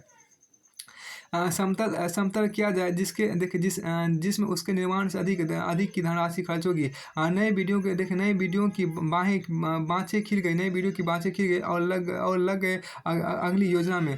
भारत में नीतियों की विफलता के मूल में अधिकारियों द्वारा उसकी ईमानदारी की तय कर ली गई एक कीमत है। देखा गया कि प्राय कई मौके पर मनचाही कीमत मिलते ही व्यक्ति भ्रष्ट हो जाता है और आम जनता जुगाड़ के लिए लक्ष्मी का सहारा लेने को मजबूर है। हालांकि विज्ञान और तकनीकी के इस युग में भ्रष्टाचार करना मुश्किल हो रहा है। युवा पीढ़ी में आपको भ्रष्टाचार को लेकर आक्रोश है। प्रधानमंत्री की जनधन योजना से बिचौलियों के खत्म होने की उम्मीद जगी है। पारदर्शिता, सत्यनिष्ठा, ईमानदारी जैसे मूल्यों को राजनीति, प्रशासन तथा व्यक्तिगत जीवन का मूल्य बना लेने की आवश्यकता है। तभी जाकर बनाई गई नीतियों का कुशल क्रियान्वयन होगा और हम विकसित खुशहाल भारत की तरफ बढ़ सकते हैं। एक कुशल नीति और उसका कुशल क्रियान्वयन कितना प्रभावकारी होता है, इसका परिचित करती अब्राहम लिंकन इन पंक्तियों के साथ अपनी बात समाप्त करते हैं। देखिए, अगर मुझे किसी पेड़ को काटने के 6 घंटे दिए जाए तो मैं 4 घंटे कुल्हाड़ी की धार तेज करने में लगाऊंगा। अगर मुझे किसी पेड़ को काटने के 6 घंटे दिए जाए तो मैं 4 घंटे कुल्हाड़ी की धार तेज करने में लगाऊंगा। फिर आपको आगे यहाँ पे कहा गया, देखिए, पर्यटन क्या भारत के लिए अगला बड़ा प्रेरक हो सकता है? देखिए, पर्यटन क्या भारत के लिए अगला बड़ा प्रेरक हो सकता है? देखिए, पर्यटन का सामान्य अर्थ है मनोरंजन, स्वास्थ्य, ज्ञान आदि की प्राप्ति हेतु भ्रमण करना। पर्यटन आज विश्व का विशालतम कारोबार है। जब कोई आर्थिक आधार पर केंद्रित कर बड़े पैमाने पर किया जाता है तो वह उद्योग का दर्जा ले लेता है। पर्यटन भी ऐसी ही समृद्ध क्रिया है जिसमें क्रेता विक्रेता के अलावा बहुत बड़ा जनसमूह भी संलग्न रहता है। इसलिए पर्यटन आज सबसे महत्वपूर्ण सेवा क्षेत्रक उद्योग है। पर्यटन की विशालता का अंदाजा इसी से लगाया जा सकता है कि कुल वैश्विक जीडीपी में पर्यटन का हिस्सा लगभग 10% है। भारत में भी आपको पर्यटन का जीडीपी में योगदान लगभग 7% है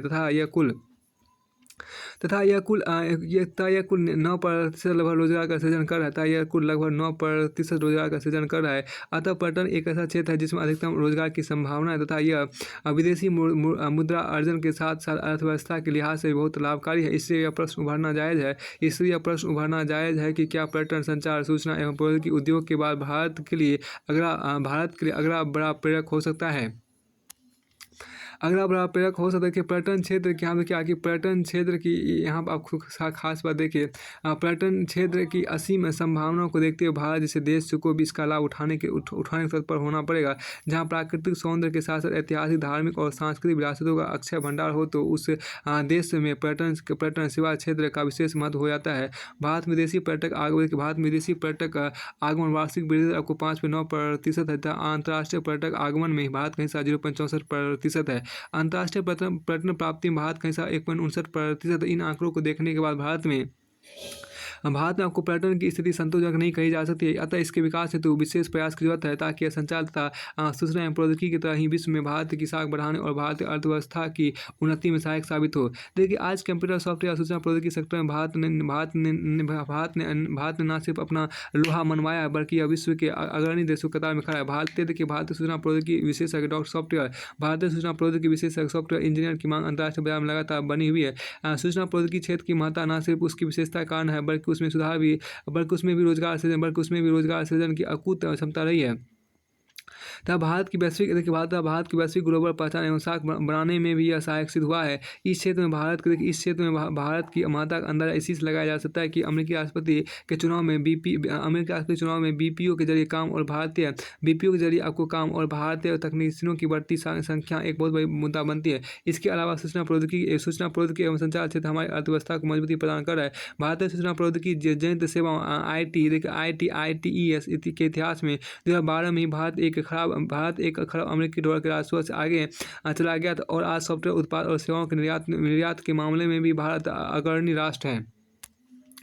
देखिए, भारत में यहाँ पर क्या कि भारत में विशिष्ट जैव विविधता, वनों, नदियों, पहाड़ों, ऐतिहासिक स्थानों, मंदिरों और तीर्थों, गुफाओं, संग्रहालय, स्मारकों, इमारतों और अनेक संस्कृतियों की भरमार होने की वजह से पर्यटन उद्योग में उच्च वृद्धि हासिल करने की अपार क्षमता है।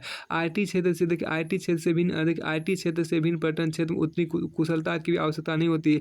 IT क्षेत्र प्रशिक्षित एवं अर्ध प्रशिक्षित लोगों को ही रोजगार दे पाता है, जबकि पर्यटन क्षेत्र जबकि पर्यटन क्षेत्र आपको अप्रशिक्षित लोगों को भी अपने में समा लेता है। दरअसल पर्यटन एक संश्लिष्ट क्रिया है जिसमें पर्यटक गाइड, होटल, हवाई एवं सड़क परिवहन के अलावा छोटे खुदरा दुकानदार भी सम्मिलित होते हैं। अतः एक पर्यटक ढेर सारे खुदरा एवं असंगठित क्षेत्रों को रोजगार मुहैया कराता है। ये वजह है कि हमारे प्रधानमंत्री लाल किले की प्राचीर से कहा कि एक पर्यटक के आने से न केवल गाइड, होटल, हवाई रेल कंपनियां ही कमाती है बल्कि एक चाय वाला, एक खोमचा वाला तथा रिक्शा एवं ऑटो वाला भी कमाता है। इससे साबित होता है कि पर्यटन क्षेत्र में रोजगार के सृजन की कितनी अधिक क्षमता है। भारत के कुल रोजगार में लगभग 10% योगदान इसी पर्यटन क्षेत्र का है और इसे और भी बढ़ाया जा सकता है। इससे देखिए, यहाँ पर क्या इस प्रकार विश्व विरासत की सूची में भारतीय स्थलों की बढ़ती संख्या, भारत में पर्यटन स्थलों की प्रचुरता तथा अतिथि देवो भव का विचार और इस क्षेत्र में प्राप्त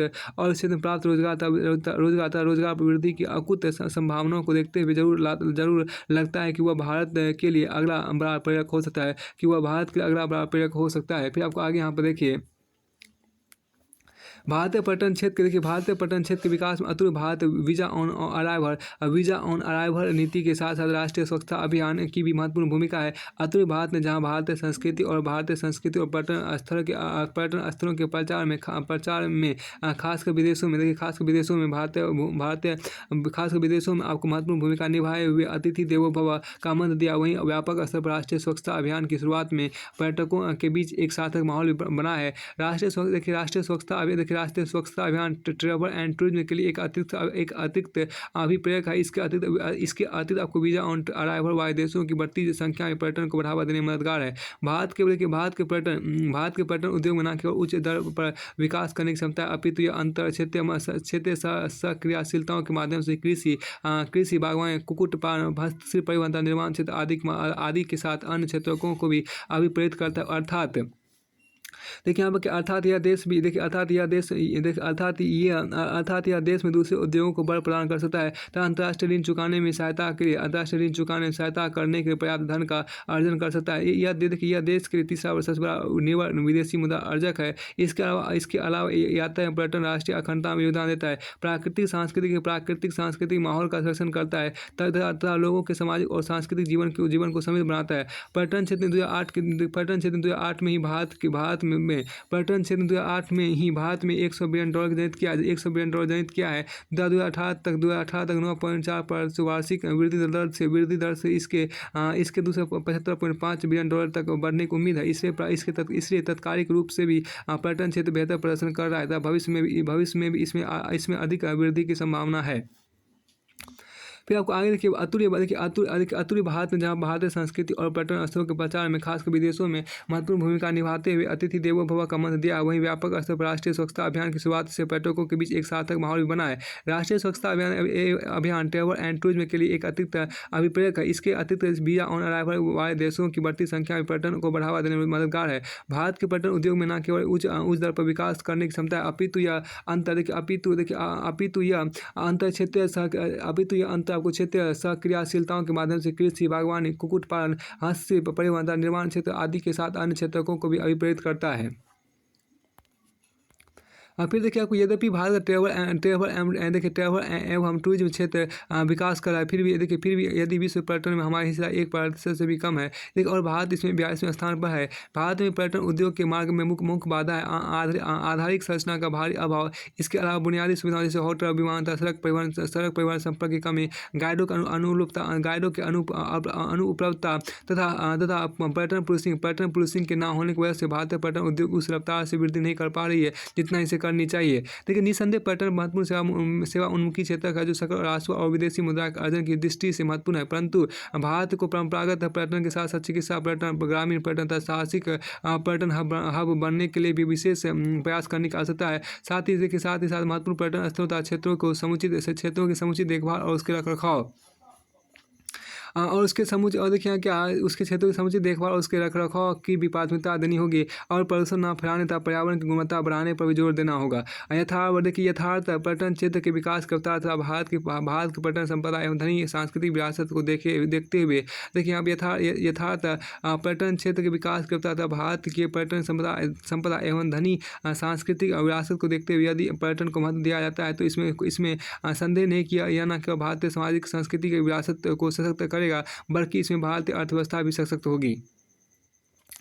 अब यहाँ देखिए क्या स्टिंग ऑपरेशन निजता पर प्रहार है। यहाँ देखिए क्या स्टिंग ऑपरेशन निजता पर प्रहार है, इसमें आपको जो कहा गया कि क्या स्टिंग ऑपरेशन निजता पर प्रहार है। जैसे विषय को परखे तो कई सवाल खड़े होते हैं, जैसे भी स्टिंग ऑपरेशन क्या है, इसकी आवश्यकता क्यों है, क्या स्टिंग ऑपरेशन वैध है, क्या स्टिंग ऑपरेशन से व्यक्ति की निजता प्रभावित होती है और अंत क्या सही मायनों में स्टिंग ऑपरेशन इंसान के एकांतता के अधिकार, उसकी निजता के हक को कुठाघात है। इन प्रश्नों के उत्तर न सिर्फ स्टिंग ऑपरेशन की वैधता, अवैधता और निजता की स्थापना जुड़े हैं, बल्कि यह वैश्वीकरण, उदारीकरण के दौरान मीडिया की सीमा और इंसानी पहचान गरिमा से भी जुड़े हुए हैं। देखिए यहाँ पर क्या स्टिंग यानी यहाँ पर क्या कि स्टिंग 1930 के अमेरिकन स्लेग से निकल कर आया शब्द है। लेकिन निकल आया जिसका अर्थ है पूर्व नियोजित चोरी या धोखेबाजी की क्रिया, जबकि निजता शब्द व्यक्ति के आंतरिक परिवेश में घटित क्रिया था उसकी व्यवहार प्रतिक्रिया को इंगित करता है। जहाँ स्टिंग में चोरी छिपे या धोखे छल से काम करने का अंदाजा रहता है, वहीं निजता में व्यक्ति के अंतर्मन की उन्मुक्त अभिव्यक्ति का भाव रहता है। स्टिंग और निजता दोनों में गोपनीयता का प्रमुख स्थान है। लेकिन जहाँ स्टिंग ऑपरेशन गोपनीयता को उद्घाटित करना चाहता है, वहीं निजता अपने गोपनीय रहस्यों को बरकरार रखना चाहता है। इसलिए स्टिंग ऑपरेशन और निजता में सांप नवेरे का बेर है। दूसरी तरफ यह भी सच है कि स्टिंग ऑपरेशन समाज की नैतिकता को बरकरार रखने हेतु एक दबाव समूह का काम करता है, जबकि निजता का अधिकार व्यक्ति गरिमा में को सर्वोच्चता प्रदान करता है तथा मानव अधिकार को पूर्णता देता है। कि यथार्थ स्टिंग ऑपरेशन और निजता में विरोधाभास है। फिर देखिए क्या स्टिंग ऑपरेशन सर्वप्रथम 1970 स्टिंग ऑपरेशन का स्टिंग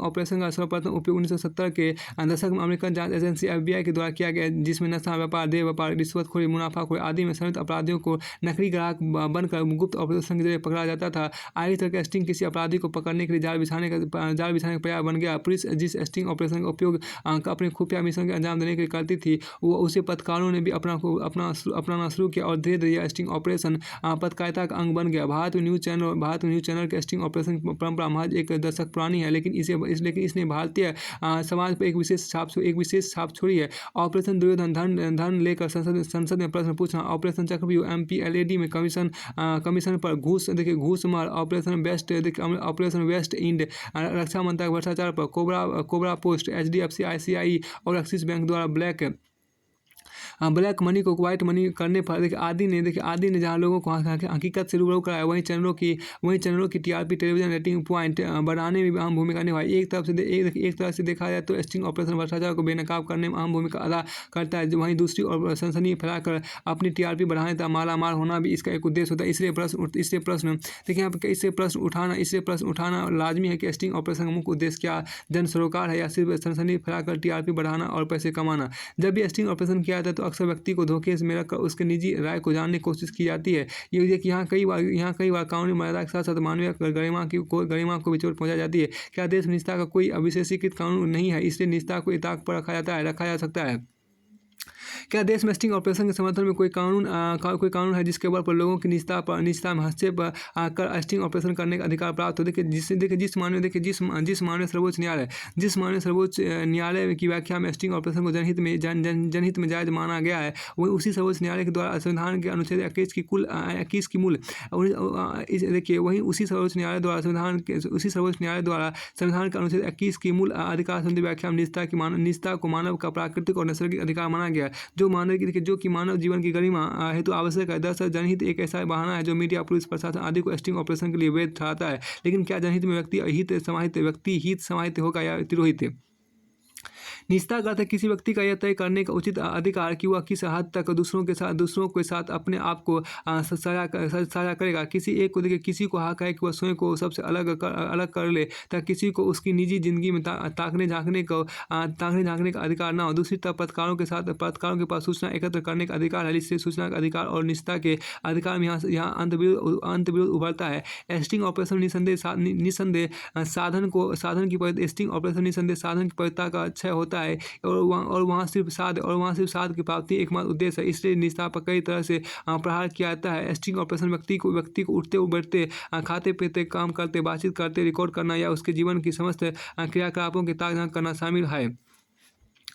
फिर आपको आगे देखिए क्या एक अर्थ में तो ये आपको नागवार लगता है, लेकिन जहाँ आपको उद्देश्य जनहित का हो वहाँ व्यक्ति हित पीछे चला जाता है। उदाहरणतः यदि किसी व्यक्ति को TB और एड्स जैसी बीमारी हो जो दूसरों के स्वास्थ्य के लिहाज से काफ़ी खतरनाक हो, तो वहाँ स्टिंग द्वारा उसके रोग का पता लगा उसे इलाज हेतु प्रेरित करना क्या निजता का उल्लंघन माना जाएगा? निस्संदेह निजता इंसान का एक बुनियादी हक है जिसे निरपेक्ष होना चाहिए, किंतु लोकहित में व्यक्ति हित समाहित होता है।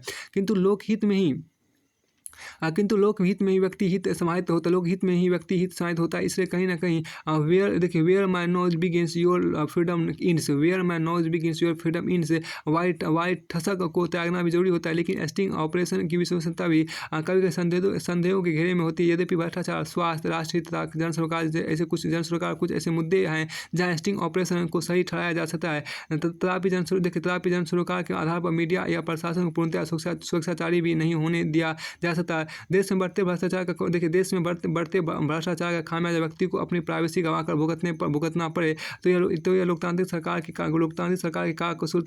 कार्यकुशलता पर भी प्रश्न खड़े करता है। इससे निजता कानून या निजता के अधिकार को संसद में पारित कर मानवाधिकारों को ठोस बनाने की आवश्यकता है। फिर देखिए निस्संदेह निजता का देखिए निस्संदेह देखिए निस्संदेह निजता इंसान का एक बुनियादी हक है जिसे निरपेक्ष होना चाहिए, किंतु लोकहित में ही किंतु लोकहित में व्यक्ति हित समाहित होता है। इससे कहीं ना कहीं where my nose begins your freedom ends white ठसक को त्यागना भी जरूरी होता है। लेकिन ऑपरेशन की लेकिन स्टिंग ऑपरेशन की विश्वसनीयता भी कभी कभी संदेह के घेरे में होती है। यद्यपि भ्रष्टाचार, स्वास्थ्य, राष्ट्रीयता, जन सरोकार कुछ ऐसे मुद्दे हैं जहां स्टिंग ऑपरेशन को सही ठहराया जा सकता है। तथापि जन सरोकार के आधार पर मीडिया या प्रशासन को पूर्णतः स्वेच्छाचारी भी नहीं होने दिया जा सकता। लेकिन वस्तुतः किसी व्यक्ति के निहायत निजी आचरण, व्यवहार, विचार का समाज के लिए उतना महत्व नहीं होता जितना उसके सार्वजनिक आचार विचार का। इसलिए इसे इस उदाहरण से आसानी समझा जा सकता है कि भारतीय स्वतंत्रता संग्राम के दो महत्वपूर्ण अगुआ व्यक्तित्व गांधी जी और जिन्ना थे। जहां गांधी जी अपने व्यक्तिगत जीवन में मंदिर जाना, पूजा पाठ करना, राम नाम का जाप आदि करते हुए धार्मिक चरित्र जान पड़ते थे, वही जिन्ना अपने व्यक्तिगत जीवन में ना कभी मस्जिद गए, ना नमाजी रहते था। शराब सिगरेट इस्लाम के विपरीत लेते हुए पूर्णतः सेकुलर लगते हैं। लेकिन क्या सार्वजनिक जीवन में गांधी जी की धर्मनिरपेक्षता पर कोई उंगली उठा सकता है? लेकिन जबकि सार्वजनिक जीवन में जिन्ना की धर्मनिरपेक्षता दाग हो गई। कहने का तात्पर्य यह है कि निजता में भी आपको निहायत व्यक्तिगत आस्था और क्रियाकलाप आचरण की प्रासंगिकता उसके सार्वजनिक जीवन और कार्य व्यापार पर पड़ते प्रभाव कारण ही है। अन्यथा कुछ इससे स्टिंग ऑपरेशन व्यक्ति के निजता के सार्वजनिक परिप्रेक्ष्य में व्यक्ति के निजता के सार्वजनिक परिप्रेक्ष्य में आक्षेप करता है, जो कि निजता के सार्वभौमिकरण के साथ है। हाँ, कभी कभी सूचना अधिकार कानून भी लोगों के बैंक खातों का हिसाब मांगकर उनकी निजता भंग करता है तथा सोशल मीडिया व्यक्ति की निजता में हस्तक्षेप करती है। इस प्रकार निजता पर प्रहार कई तरह से जारी है, जिसमें स्टिंग ऑपरेशन की भूमिका उल्लेखनीय है। इस प्रकार कहा जा सकता है कि स्टिंग ऑपरेशन के जरिए निजता पर प्रहार जारी है, जो कि असंगत है। स्पष्ट निजता कानून के अभाव में कई बार स्टिंग ऑपरेशन मानवीय गरिमा को भी ताक पर रख देते हैं। इससे स्पष्ट निजता कानून प्राइवेसी लॉ की ताकत देखिए तत्काल आवश्यकता के साथ ही साथ जनहित और जन सरोकार की स्पष्टता भी जरूरी है, ताकि इसकी आड़ में आपको मीडिया स्वनियमन को भूलकर स्वेच्छाचारी ना बन पाए। फिर आपको आगे देखिए अधिकार अर्थात सत्ता बढ़ने के साथ उत्तरदायित्व भी बढ़ जाता है। अधिकार सत्ता बढ़ने के साथ आपको उत्तरदायित्व भी बढ़ जाता है। देखिए यहाँ पर क्या कि अधिकारों की दिन प्रतिदिन बढ़ती जा रही मांग के इस दौर में वार्टन का कथन है कि अधिकार बढ़ने के साथ साथ उत्तरदायित्व भी बढ़ जाता है। हमें अपने अधिकारों के साथ ही साथ जिम्मेदारियों का भी बोध कराया जाता है। हमें अपने अधिकारों के साथ ही साथ जिम्मेदारियों का भी बोध कराया जाता है। दूसरों ने कहा था कि मनुष्य स्वतंत्र पैदा होता है, परंतु वह समाज में हर जगह बेड़ियों से झगड़ा है। ये बेड़ियां दरअसल उसके कर्तव्य और उत्तरदायित्व की बेड़ियां हैं। जहां हर व्यक्ति की स्वतंत्रता वहीं समाप्त हो जाती है जहां दूसरे की स्वतंत्रता शुरू होती है। अगर हम किसी की स्वतंत्रता का अतिक्रमण करते हैं तो विधि के नियमों के मुताबिक हमें दंडित भी किया जा सकता है। स्वतंत्रता और स्वच्छंदता के बीच में बड़ी महीन रेखा हमारे उत्तरदायित्व की होती है, जिसका अतिक्रमण से दूसरे अधिकारों का हनन है। सच तो यह है कि हमें हर पर उन उत्तरदायित्व का ध्यान रखना चाहिए जो कि एक इंसान के प्रति है। इंसान का प्रकृति और पर्यावरण के प्रति है। हमारे संविधान के अनुच्छेद 12 से 35 तक में विभिन्न मौलिक अधिकारों की बात की गई है। इसके अलावा आपको मानवाधिकार आयोग द्वारा कुछ सार्वभौमिक मानवाधिकारों की भी घोषणा की गई है। सभ्यता के विकास क्रम में हम जैसे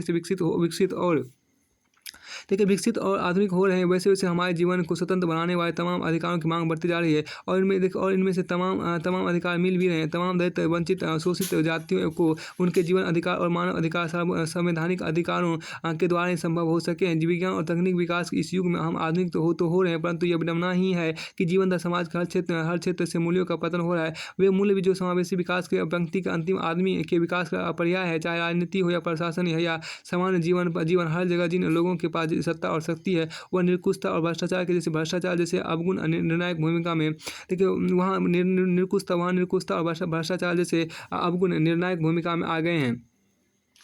फिर आपको आगे यहाँ पर देखिए क्या कि इंसानी रिश्तों की बुनियाद आपको स्वार्थ आ गया। जिनके हाथ में हमने सत्ता के संचालन की चाबी दी है, वही हमारे शोषण का कारण बन गए हैं। जो हमारे सेवक थे वे कब हमारे मालिक बन बैठे पता ही नहीं चला। चुनाव जीतने के बाद एक मंत्री, सांसद, विधायक या कि ग्राम प्रधान के रूप में हमारे जनप्रतिनिधियों के जो अधिकार हैं, उन्हें जो सुख सुविधा मिलती है, बंगला, गाड़ी, नौकर, अथाह पैसे वाली दुनिया, वह तो उन्हें याद रहती, परंतु आम आदमी के लिए उनके क्या कर्तव्य है। चुनाव के बाद वे यह भूल जाते हैं कि द्वितीय प्रशासन सुधार आयोग ने भी अपनी रिपोर्ट में राजनीति का प्रशासन ऊपर से नीचे तक फैली अराजकताशाही और भ्रष्टाचार पर निराशा व्यक्त की है।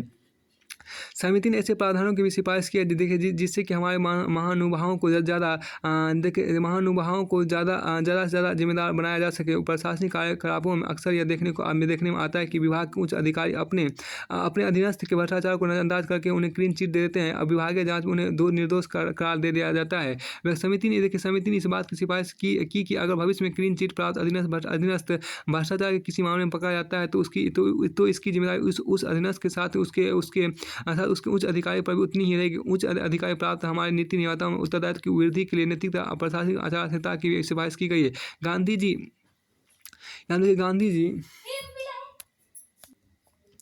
देखिए यहाँ पर क्या है कि प्रशासनिक कार्यक्रम अक्सर ये देखने को आता है कि एक हो चुका था। फिर यहाँ कि उसकी क्या उच्च अधिकार प्राप्त हमारे नीति नियंताओं में उत्तरदायित्व की वृद्धि के लिए नैतिकता प्रशासनिक आचार संहिता की भी सिफारिश की गई। गांधी जी ने 7 असार्वजनिक पापों का जिक्र किया था। वे हैं बिना काम के धन, बिना अंतकरण के आराम, बिना मानवता की विज्ञानता, बिना सत्य के ज्ञान, ठीक है, बिना सिद्धांतों की राजनीति, बिना नैतिकता के व्यापारता, बिना बलिदान की पूजा। देखिए जिस प्रकार यहाँ देखिए क्या कि जिस प्रकार पेड़ पौधे में फल आने पर वे झुक जाते हैं, उसी प्रकार हमें भी अधिकार प्राप्त करने के बाद दायित्वपूर्ण तथा विनम्र हो जाना चाहिए। देखिए सिर्फ राजनेता और अधिकारियों पर सारा दोष मरने से एक जिम्मेदार नागरिक के रूप में हमारे कर्तव्य की तीसरी नहीं हो जाती, बल्कि हमें भी एक दूसरे के प्रति पूरी प्रकृति के प्रति उतना ही जिम्मेदार होना चाहिए जितना सजग और जागरूक हम संविधान द्वारा प्रदत्त अपने मौलिक अधिकारों के प्रति होते हैं। उतने ही हमें संविधान के अनुच्छेद 51 क में बताए गए अपने मौलिक कर्तव्य के प्रति भी होना चाहिए। देखिए हमारे तमाम धर्मों, नीति कथाओं, साहित्य सब में दीन दुखियों की सेवा की बात की गई है। अगर हम संपन्न और समृद्ध हैं तो हर जरूरतमंद के लिए हमारे मदद के हाथ अवश्य ही उठने चाहिए। कभी देखिए किसी कवि ने कहा भी है कि मेरे दुख दर्द का तुझ पर हो असर कुछ ऐसा, मैं रहूं भूखा तुझसे भी ना खाया जाए। देखिए यहाँ बहुत अच्छी बात कहा गया, मेरे दुख दर्द का तुझ पर हो असर ऐसा होगा, मेरे दुख दर्द का तुझ पर हो असर कुछ ऐसा, मैं भी रहूं भूखा तू भी। देखिए मेरे दुख दर्द का तुझ पर हो असर कुछ ऐसा, मैं रहूं भूखा तो तुझसे भी ना खाया जाए। देखिए यहाँ पर स्कंदगुप्त उपन्यास का एक पात्र कहता है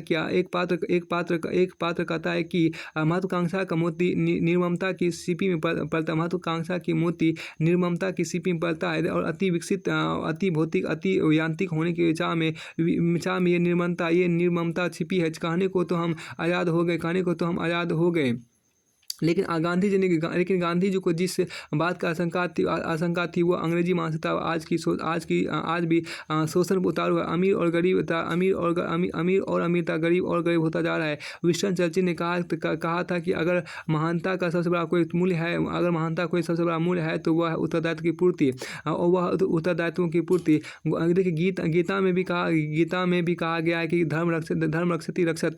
गीता में भी आपको कहा गया धर्म रक्षति रक्षत, यानी जो धर्म अर्थात अपने कर्तव्य और उत्तरदायित्व की रक्षा करते हैं, धर्म भी उनकी रक्षा करता है। इससे देखिए हमें अपने स्वार्थों को दायित्व पूर्ति के आड़े नहीं आने देना चाहिए। देखिए सिर्फ राजनेता और अधिकारियों पर सारा दोष मढ़ने से एक जिम्मेदार नागरिक के रूप में हमारे कर्तव्यों की तीसरी नहीं हो जाती, बल्कि हमें भी एक दूसरे के प्रति, पूरी प्रकृति के प्रति उतना ही जिम्मेदार होना चाहिए जितना सजग और जागरूक हम संविधान द्वारा प्रदत्त अपने मौलिक अधिकारों के प्रति होते हैं।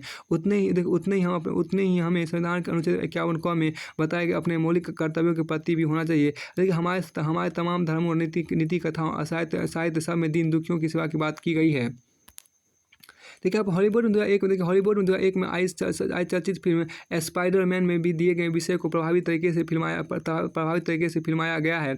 वर्तमान समाज में जिस तरह से समाज का दुश्मन जिस तरह मानव का दुश्मन बनता जा रहा है, विस्तृतियों के खिलाफ हिंसा आम बात हो गई। रंगभेद के मामले अभी आए दिन प्रकाश में आते रहे हैं। समाज की विसंगति और विरोधाभास उत्तरदायित्व के ठीक ढंग से पालन न करने में ही निहित है। हर कोई लाभ धन दौलत चाहता है, परंतु जिम्मेदारी से बचता है। अगर हर व्यक्ति स्वयं उत्तरदायित्वों का गंभीरतापूर्वक पालन करे तो पालन करें तो सर्व भवन्तु सुखिन, सर्व भवन्तु सुखिन का सपना असंभव नहीं है। राम राज्य के भी तमाम आदर्शों की प्राप्ति की राम राज्य के तमाम आदर्शों की प्राप्ति की जा सकती है, जिसकी चर्चा गांधी और तुलसी ने की थी। हम मानवता के कल्याण में के सपने देखने शुरू करें, इसी में हमारे इंसान होने की सफलता है कि तमाम निरकुश तनाशाओं ने अधिकार सुख की मारकता में कितना तांडव मचाया है। इतिहास उन पलों का गवाह है, इतिहास उन गुलामों का भी गवाह है जिन्हें बेड़ियों में बांध कर उनसे पशुओं तरह काम कराया गया। देखिए, ये जबर भी देखा है तारीख की नज़रों ने, ये जबर भी देखा है तारीख की नज़रों में। लम्हों ने खता की थी, सदियों ने सजा पाई। जयशंकर प्रसाद के नाटक स्कंदगुप्त के प्रमुख पात्र स्कंदगुप्त की भाषा में कहे तो यह सच है कि आखिर अधिकार सुख कितना मादक और साहीन होता है। अधिकार सुख कितना मादक और साहीन होता है। कामायनी का मनु इस बात पर क्षोभ प्रकट करता है कि देवताओं का असीमित भोग विलास ने सृष्टि का विनाश कर दिया है। हमें दायित्वपूर्ण होने का समय आ गया है। हम जहाँ भी जिस रूप में है वो अपना दायित्व निभाते रहें।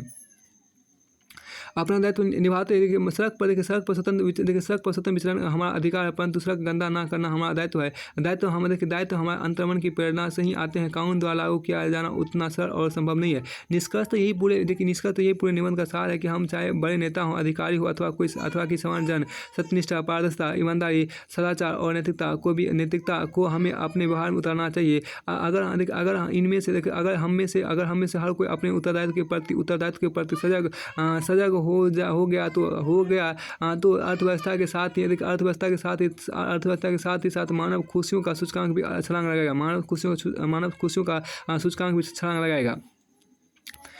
यहाँ देखिए 2014 का पूरा निबंध आपको फिनिश हो गया। देखिए यहाँ पर क्या 2013 आपको जो पूछा गया निबंध उसको देखिए। जो बदलाव आप दूसरों में देखना चाहते हैं पर स्वयं लाइए, गांधी जी ने कहा था। लंदन के वेस्टमिंस्टर एबी शहर में एक अंग्रेज पादी की कब्र पर कुछ पंक्तियाँ लिखी है।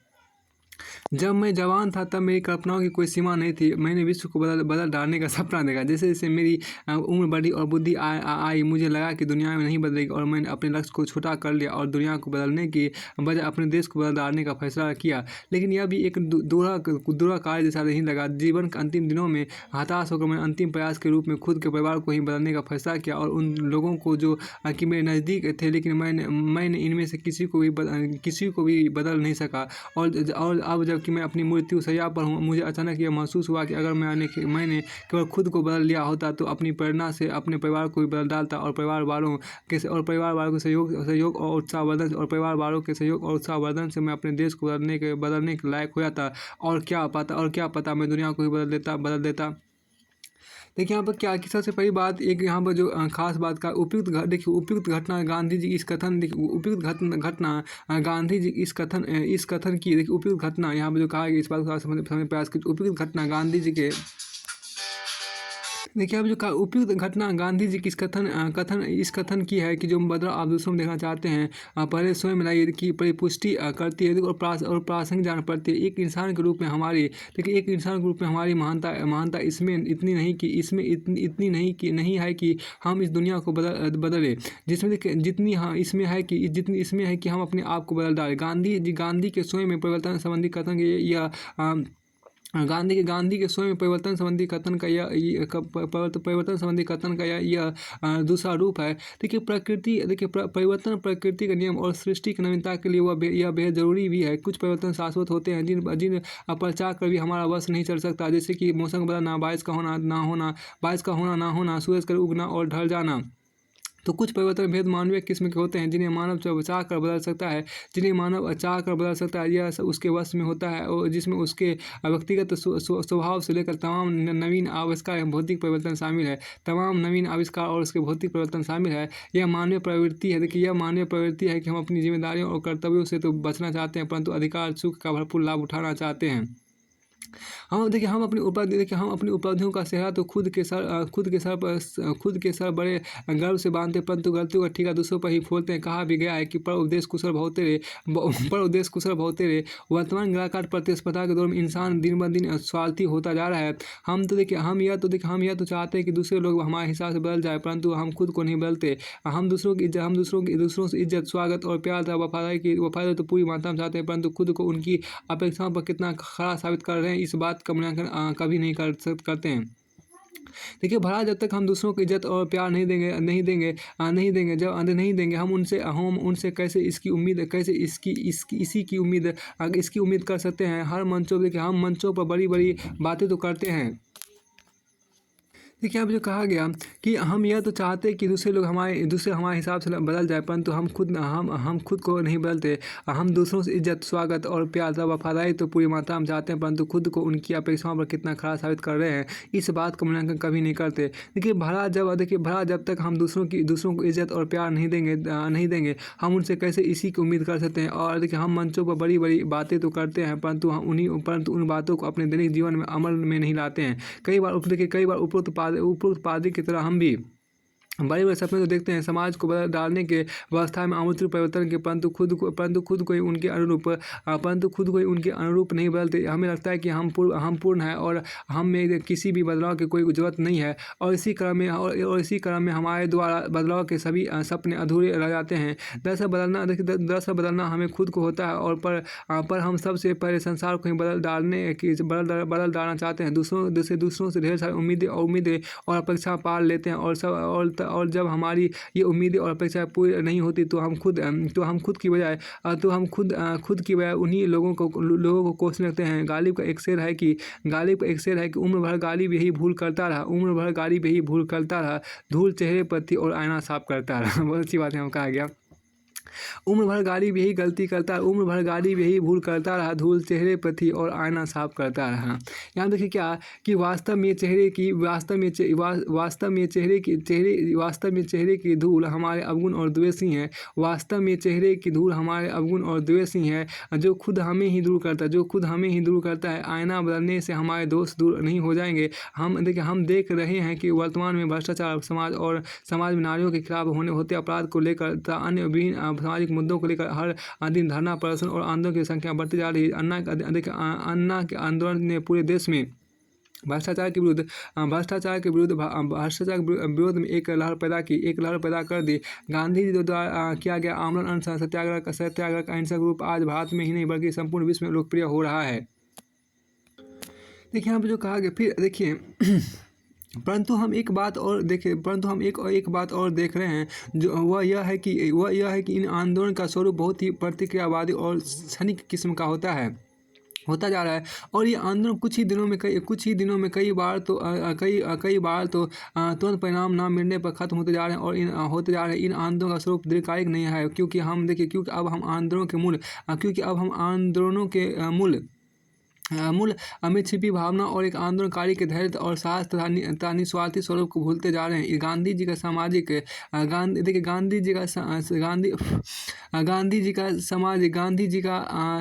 जीवन उसके व्यक्तिगत जीवन की साधारणता, सच्चाई और त्याग संचालित होता था। गांधी जी का यहाँ पे देखिए, गांधी जी का एक खास बात जो यहाँ पर है, देखिए यहाँ पर क्या कि गांधी जी, ये बहुत अच्छी बात यहाँ पर कहा गया। देखिए यहाँ पर क्या, परंतु हम एक बात और जो देख रहे हैं वह यह कि इन आंदोलनों पर का स्वरूप बहुत ही प्रतिक्रियावादी और क्षणिक किस्म का होता जा रहा है, और ये आंदोलन कुछ ही दिनों में और कई बार तो कुछ तुरंत परिणाम न मिलने पर खत्म होते जा रहे हैं। इन आंदोलनों का स्वरूप दीर्घकालिक नहीं है, क्योंकि अब हम आंदोलनों के मूल में छिपी भावना और एक क्रांतिकारी के धैर्य और साहस तथा निस्वार्थी स्वरूप को भूलते जा रहे हैं। गांधी जी का सामाजिक जीवन उनके व्यक्तिगत जीवन की साधारणता, सच्चाई और त्याग से और त्याग से संचालित होता था। पर वे जो कहते थे उसे खुद भी करते थे।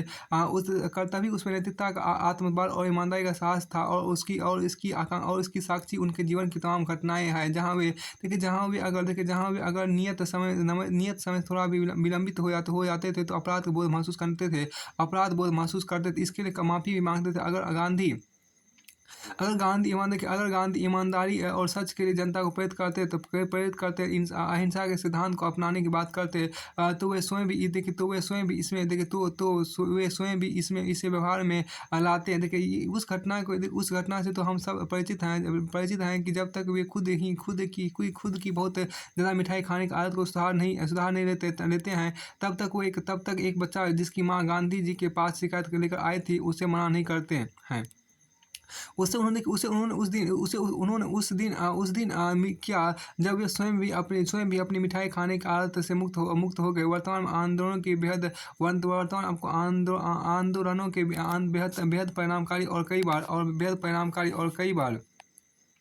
और कई बार देखिए व्यक्तिगत स्वार्थों के आड़े आ जाने का उनके स्वरूप और गुणवत्ता पर सवाल खड़े किए जा रहे हैं। हम यह तो चाहते हैं कि व्यवस्था भ्रष्टाचार खत्म हो जाए। देखिए खत्म हो जाए, पर कई बार हम खुद ही ऐसे कई कार्य कर रहे होते हैं जो नैतिकता की दृष्टि से गलत और भ्रष्टाचार की श्रेणी में ही आते हैं। पर हम यह कहकर बड़ी आसानी से निकल जाते हैं कि एक व्यक्ति के ऐसा करने से क्या फ़र्क पड़ जाएगा, कि देखिए क्या फ़र्क पड़ जाएगा कि भला हम अमुक चीज़ को कैसे बदल सकते हैं। बल्कि हमें यह समझना होगा कि जिस तरह से बूंद-बूंद से घड़ा भरता है, उसी तरह हर एक व्यक्ति को अपने अंदर बदलाव लाने से ही व्यवस्था को बदला जा सकता है। क्योंकि देखिए यहाँ पर क्योंकि व्यवस्था कभी भी व्यक्तियों से अलग नहीं होती। अगर हर व्यक्ति भ्रष्टाचार का विरोध और ईमानदारी की भावना को अपनी आदत के रूप में ढाल ले तो निश्चित रूप से समाज भ्रष्टाचार मुक्त हो जाएगा। हमें मैं क्या और मेरा क्या की भावना से उबारना होगा।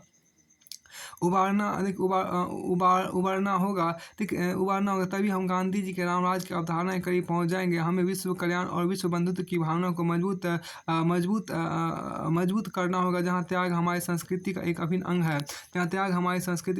हमें इस बात को समझना पड़ेगा कि परिहित सरिस धर्म नहीं भाई, पर पिरासम नहीं अदमाए। तो परिहित सरिस धर्म नहीं भाई, पर पिरासम नहीं अदमाई। फिर आपको यहाँ पर जो कहा गया, देखिए रूजवेल्ट का यहाँ पर क्या कि रूजवेल्ट का यह कथन गांधी के खुद को परिवर्तित करने की धारणा के करीब दिखाई देता है कि तुम जो कर सकते हो वह करो जहाँ तुम हो, और जो कुछ तुम्हारी सामर्थ्य है। देखिए यहाँ पर क्या कि हम गरीबों के कल्याण, अन्याय मिटाने और हिंसा को खत्म करने में अपनी तरफ से जो भी और जितना भी योगदान दे सकते हैं जरूर दे। पर्यावरण प्रदूषण फैलाने के लिए उद्योगपतियों को कोसने के बजाय खुद से भी यह सवाल संकल्प ले कि हम पर्यावरण मैत्री जीवन शैली अपनाएं। क्योंकि प्रदूषण कल कारखानों के साथ ही हमारे द्वारा प्लास्टिक की थैलियों को इधर उधर फेंक देने तथा बहती नदियों में कूड़ा कचरा, मल फेंकने और गाड़ियों के धुएं को फैलाने जैसी तमाम चीज़ों से भी होता है। लेकिन गांधी जी का कथन है कि उस आस्था का कोई मूल्य नहीं जिसे आचरण में ना लाया जा सके। अगर आप अन्याय के लिए लड़ रहे हैं तो ईश्वर सदैव आपके साथ हैं।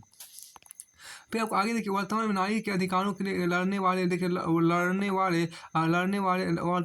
नारी के अधिकारों के लड़ने वाले खुद उनके शोषण में तल्लीन पाए जाते हैं। सिर्फ नारी के समर्थन में आंदोलन कर देने से स्थिति नहीं बदलेगी। उनके लिए हमें अपनी सत्तात्मक मानसिकता को बदलना होगा, जो कि कई बार प्रत्यक्ष या अप्रत्यक्ष तरीकों से दिखाई पड़ जाती है। जैसे कि निर्भया कांड के बाद अक्सर यह नारा लग रहा था कि दिल्ली पुलिस एक काम करो, चूड़ी पहन के डांस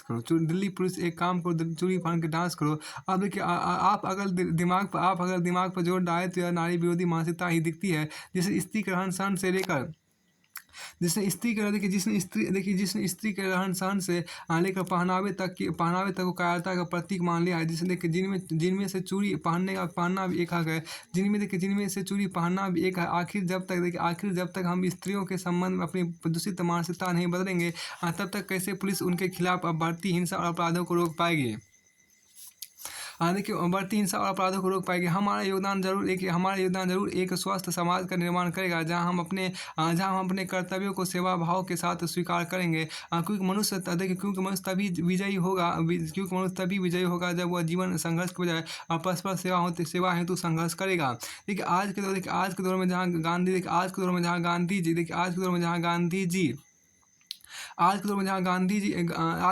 गांधी जी की लाठी का स्थान बंदूक ले रही है, एक थप्पड़ के बदले दूसरे की हत्या की जा रही है, वैसे दौर में जरूरी हो गया है कि हम खुद को बदले। हर व्यक्ति के अंदर की दूषित मानसिकता बदल गई तो समाज भी बदलेगा। अगर हम किसी से अच्छा व्यवहार करेंगे तो सामने वाला भी ऐसा करने को मजबूर होगा।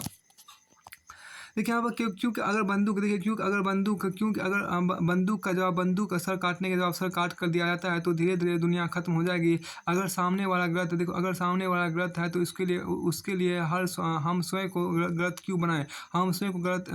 हम प्यार भरा बर्ताव ही करें, जिससे कि उसे स्वयं में ही अपराध बोध महसूस हो और वो अपने बर्ताव को बदले। देखिए हिंसा का जवाब हिंसा से देना उस व्यक्ति की हिंसक प्रवृत्तियों को बढ़ाने का कार्य करता है। हमें कबीर की इन पंक्तियों को अपने जीवन में उतारना पड़ेगा कि जो तोकू काटा बुबे ताकि बहु तू फूल। देखिए जो तोकू कांटा बुबे ताही बहु तू फूल, ताके देखिए ताको फूल है बाको है त्रिशूल। देखिए क्या जो तोकू कांटा बुबे ताही बहु तू फूल, ताको फूल है बाको है त्रिशूल। देखिए यहाँ बहुत अच्छी बात यहाँ पर कहा गया। देखिए क्या जो तोकू कांटा बुए ताई बो तू फूल। देखिए जो तोकू कांटा बुए ताई बो तू फूल, ताको फूल है बाको है त्रिशूल। देखिए यहाँ पर क्या युद्ध के संबंध एक कथा प्रचलित है कि देखिए युद्ध के संबंध एक कथा प्रचलित है कि एक बार एक व्यक्ति को उनकी खूब देखिए यहाँ पर क्या कि एक युद्ध के संबंध एक कथा परिचित है कि एक बार एक व्यक्ति ने उनकी खूब गालियाँ दी। और जब तक उसने देखिए यहाँ पर क्या खूब गालियाँ दी, जब तक उसने बुद्ध को गालियाँ दी, वे शांत भाव से सुनते और मुस्कुराते रहे। वो व्यक्ति आश्चर्यचकित भाव से उन्हें देखता रहा और इस व्यवहार का प्रकार पूछा। तब बुद्ध ने कहा कि जिस तरह से अगर तुम कोई सामान मुझे दो और मैं ना लूँ तो तुम्हारे ही पास रह जाता है, ठीक है। देखिए यहाँ पर क्या आगे ठीक तुम्हारे ही पास रह जाता है, ठीक है। देखिए क्या ठीक उसी तरह मैंने तुम्हारी गालियों का जवाब नहीं दिया और वे तुम्हारे पास ही रह गई। देखिए वह व्यक्ति शर्मिंदा हो गई और अपने इस बर्ताव पे बुद्ध के पैरों पर गिरकर माफ़ी मांगी। देखिए यह बात हमें भी समझनी पड़ेगी कि अगर हमने खुद को बदला तो सामने वाला व्यक्ति हमसे प्रेरणा लेकर बदलेगा और फिर समाज और देश भी बदलेगा। वर्तमान में सफाई अभियान पर हमारी सरकार द्वारा सफाई अभियान पर हमारी सरकार द्वारा अधिक से अधिक जोर डाला जा रहा है, जिसमें गंगा जैसी तमाम नदियों की सफाई से लेकर हमारे घर आंगन और सड़कें शामिल है। निश्चित रूप से यह एक सराहनीय प्रयास है, जिसमें सिर्फ सरकार ही नहीं बल्कि हम सब को मिलकर समाज में फैली आंतरिक और बाएं दोनों गंदगियों के खिलाफ एक जंग लड़नी है। क्योंकि भले ही कितने भी सम्मेलन क्यों ना हो देखिए क्योंकि भले ही कितने भी सम्मेलन क्यों ना हो ले, परंतु प्रत्येक नागरिक के व्यक्तिगत प्रयास के बिना पर्यावरण प्रदूषण से मुक्त नहीं हुआ जा सकता। गांधी जी को भी साफ सफाई बहुत प्रिय थी और देखिए यहाँ पर क्या प्रिय थी और अपने आश्रम में शौचालय आदि की सफाई वे खुद ही क्या करते थे और आजीवन अपने परिचय में आने वाले हर एक व्यक्ति देखिए आने वाले हर एक व्यक्ति को वह इसके लिए प्रेरित भी करते रहे, क्योंकि वह स्वयं भी इसका उदाहरण पेश करते। आज भी अगर हर नारी व्यक्तिगत रूप से समाज की विकृत करने वाली हर बुराई से खुद खुद को दूर कर ले तो पूरी दुनिया को तमाम सामाजिक बुराइयों से मुक्त होने में देर नहीं लगेगी। यहाँ देखिए क्या कि हमारा आचरण और व्यवहार गांधी जी के सादा जीवन और उच्च विचार की भावना पर आधारित होनी चाहिए। जहाँ साध की बजाय साधन की पवित्रता पर अधिक बल दिया गया है। आज के दौर में जहाँ साध को साधने के लिए तमाम अपवित्र साधनों के इस्तेमाल चरम पर है, गांधी अपने हर रूप में प्रासंगिक हो जाते हैं। आधुनिक सभ्यता में हमारे अंदर का इंसान मरता जा रहा है। इस नितांत भौतिकवादी सभ्यता ने हमें रात को दिन में और सुनहरी खामोशी को पीतल के कोलाहल में और शोरगुल में बदलना सिखाया है। हम बस खुद का विकास चाहते हैं और प्रकृति की कीमत पर पूंजी और धन दौलत की मृग मरीचिका हमें अपने लक्ष्यों में भटका रही है। देखिए आइंस्टीन ने एक बार गांधी जी के बारे में कहा था कि हमारी आने वाली पीढ़ियाँ यकीन नहीं कर पाएगी कि हाड़ और मांस के पुत्ते में कोई ऐसा भी इंसान हुआ था। देखिए गांधी अफ्रीका से लेकर भारत तक के अपने समस्त आंदोलनों में हमेशा खुद से शुरुआत कर अंत समय तक अटल रहे। फिर धीरे धीरे लोग मिलते गए और कारवां बढ़ता गया। उनमें आज़ादी पाने और अंग्रेजों को भगाने की जल्दी के बजाय गरीबी, अस्पृश्यता और भ्रष्टाचार का अस्थायी समाधान तलाशने को उधेड़बुन थी। गांधी के संबंध में के.एम. मुंशी का विचार है। उन्होंने अराजकता पाई और उसे व्यवस्था में परिवर्तित कर दिया। अराजकता पाई और उसे व्यवस्था में परिवर्तित कर दिया। कायरता पाई और उसे साहस में बदल दिया। और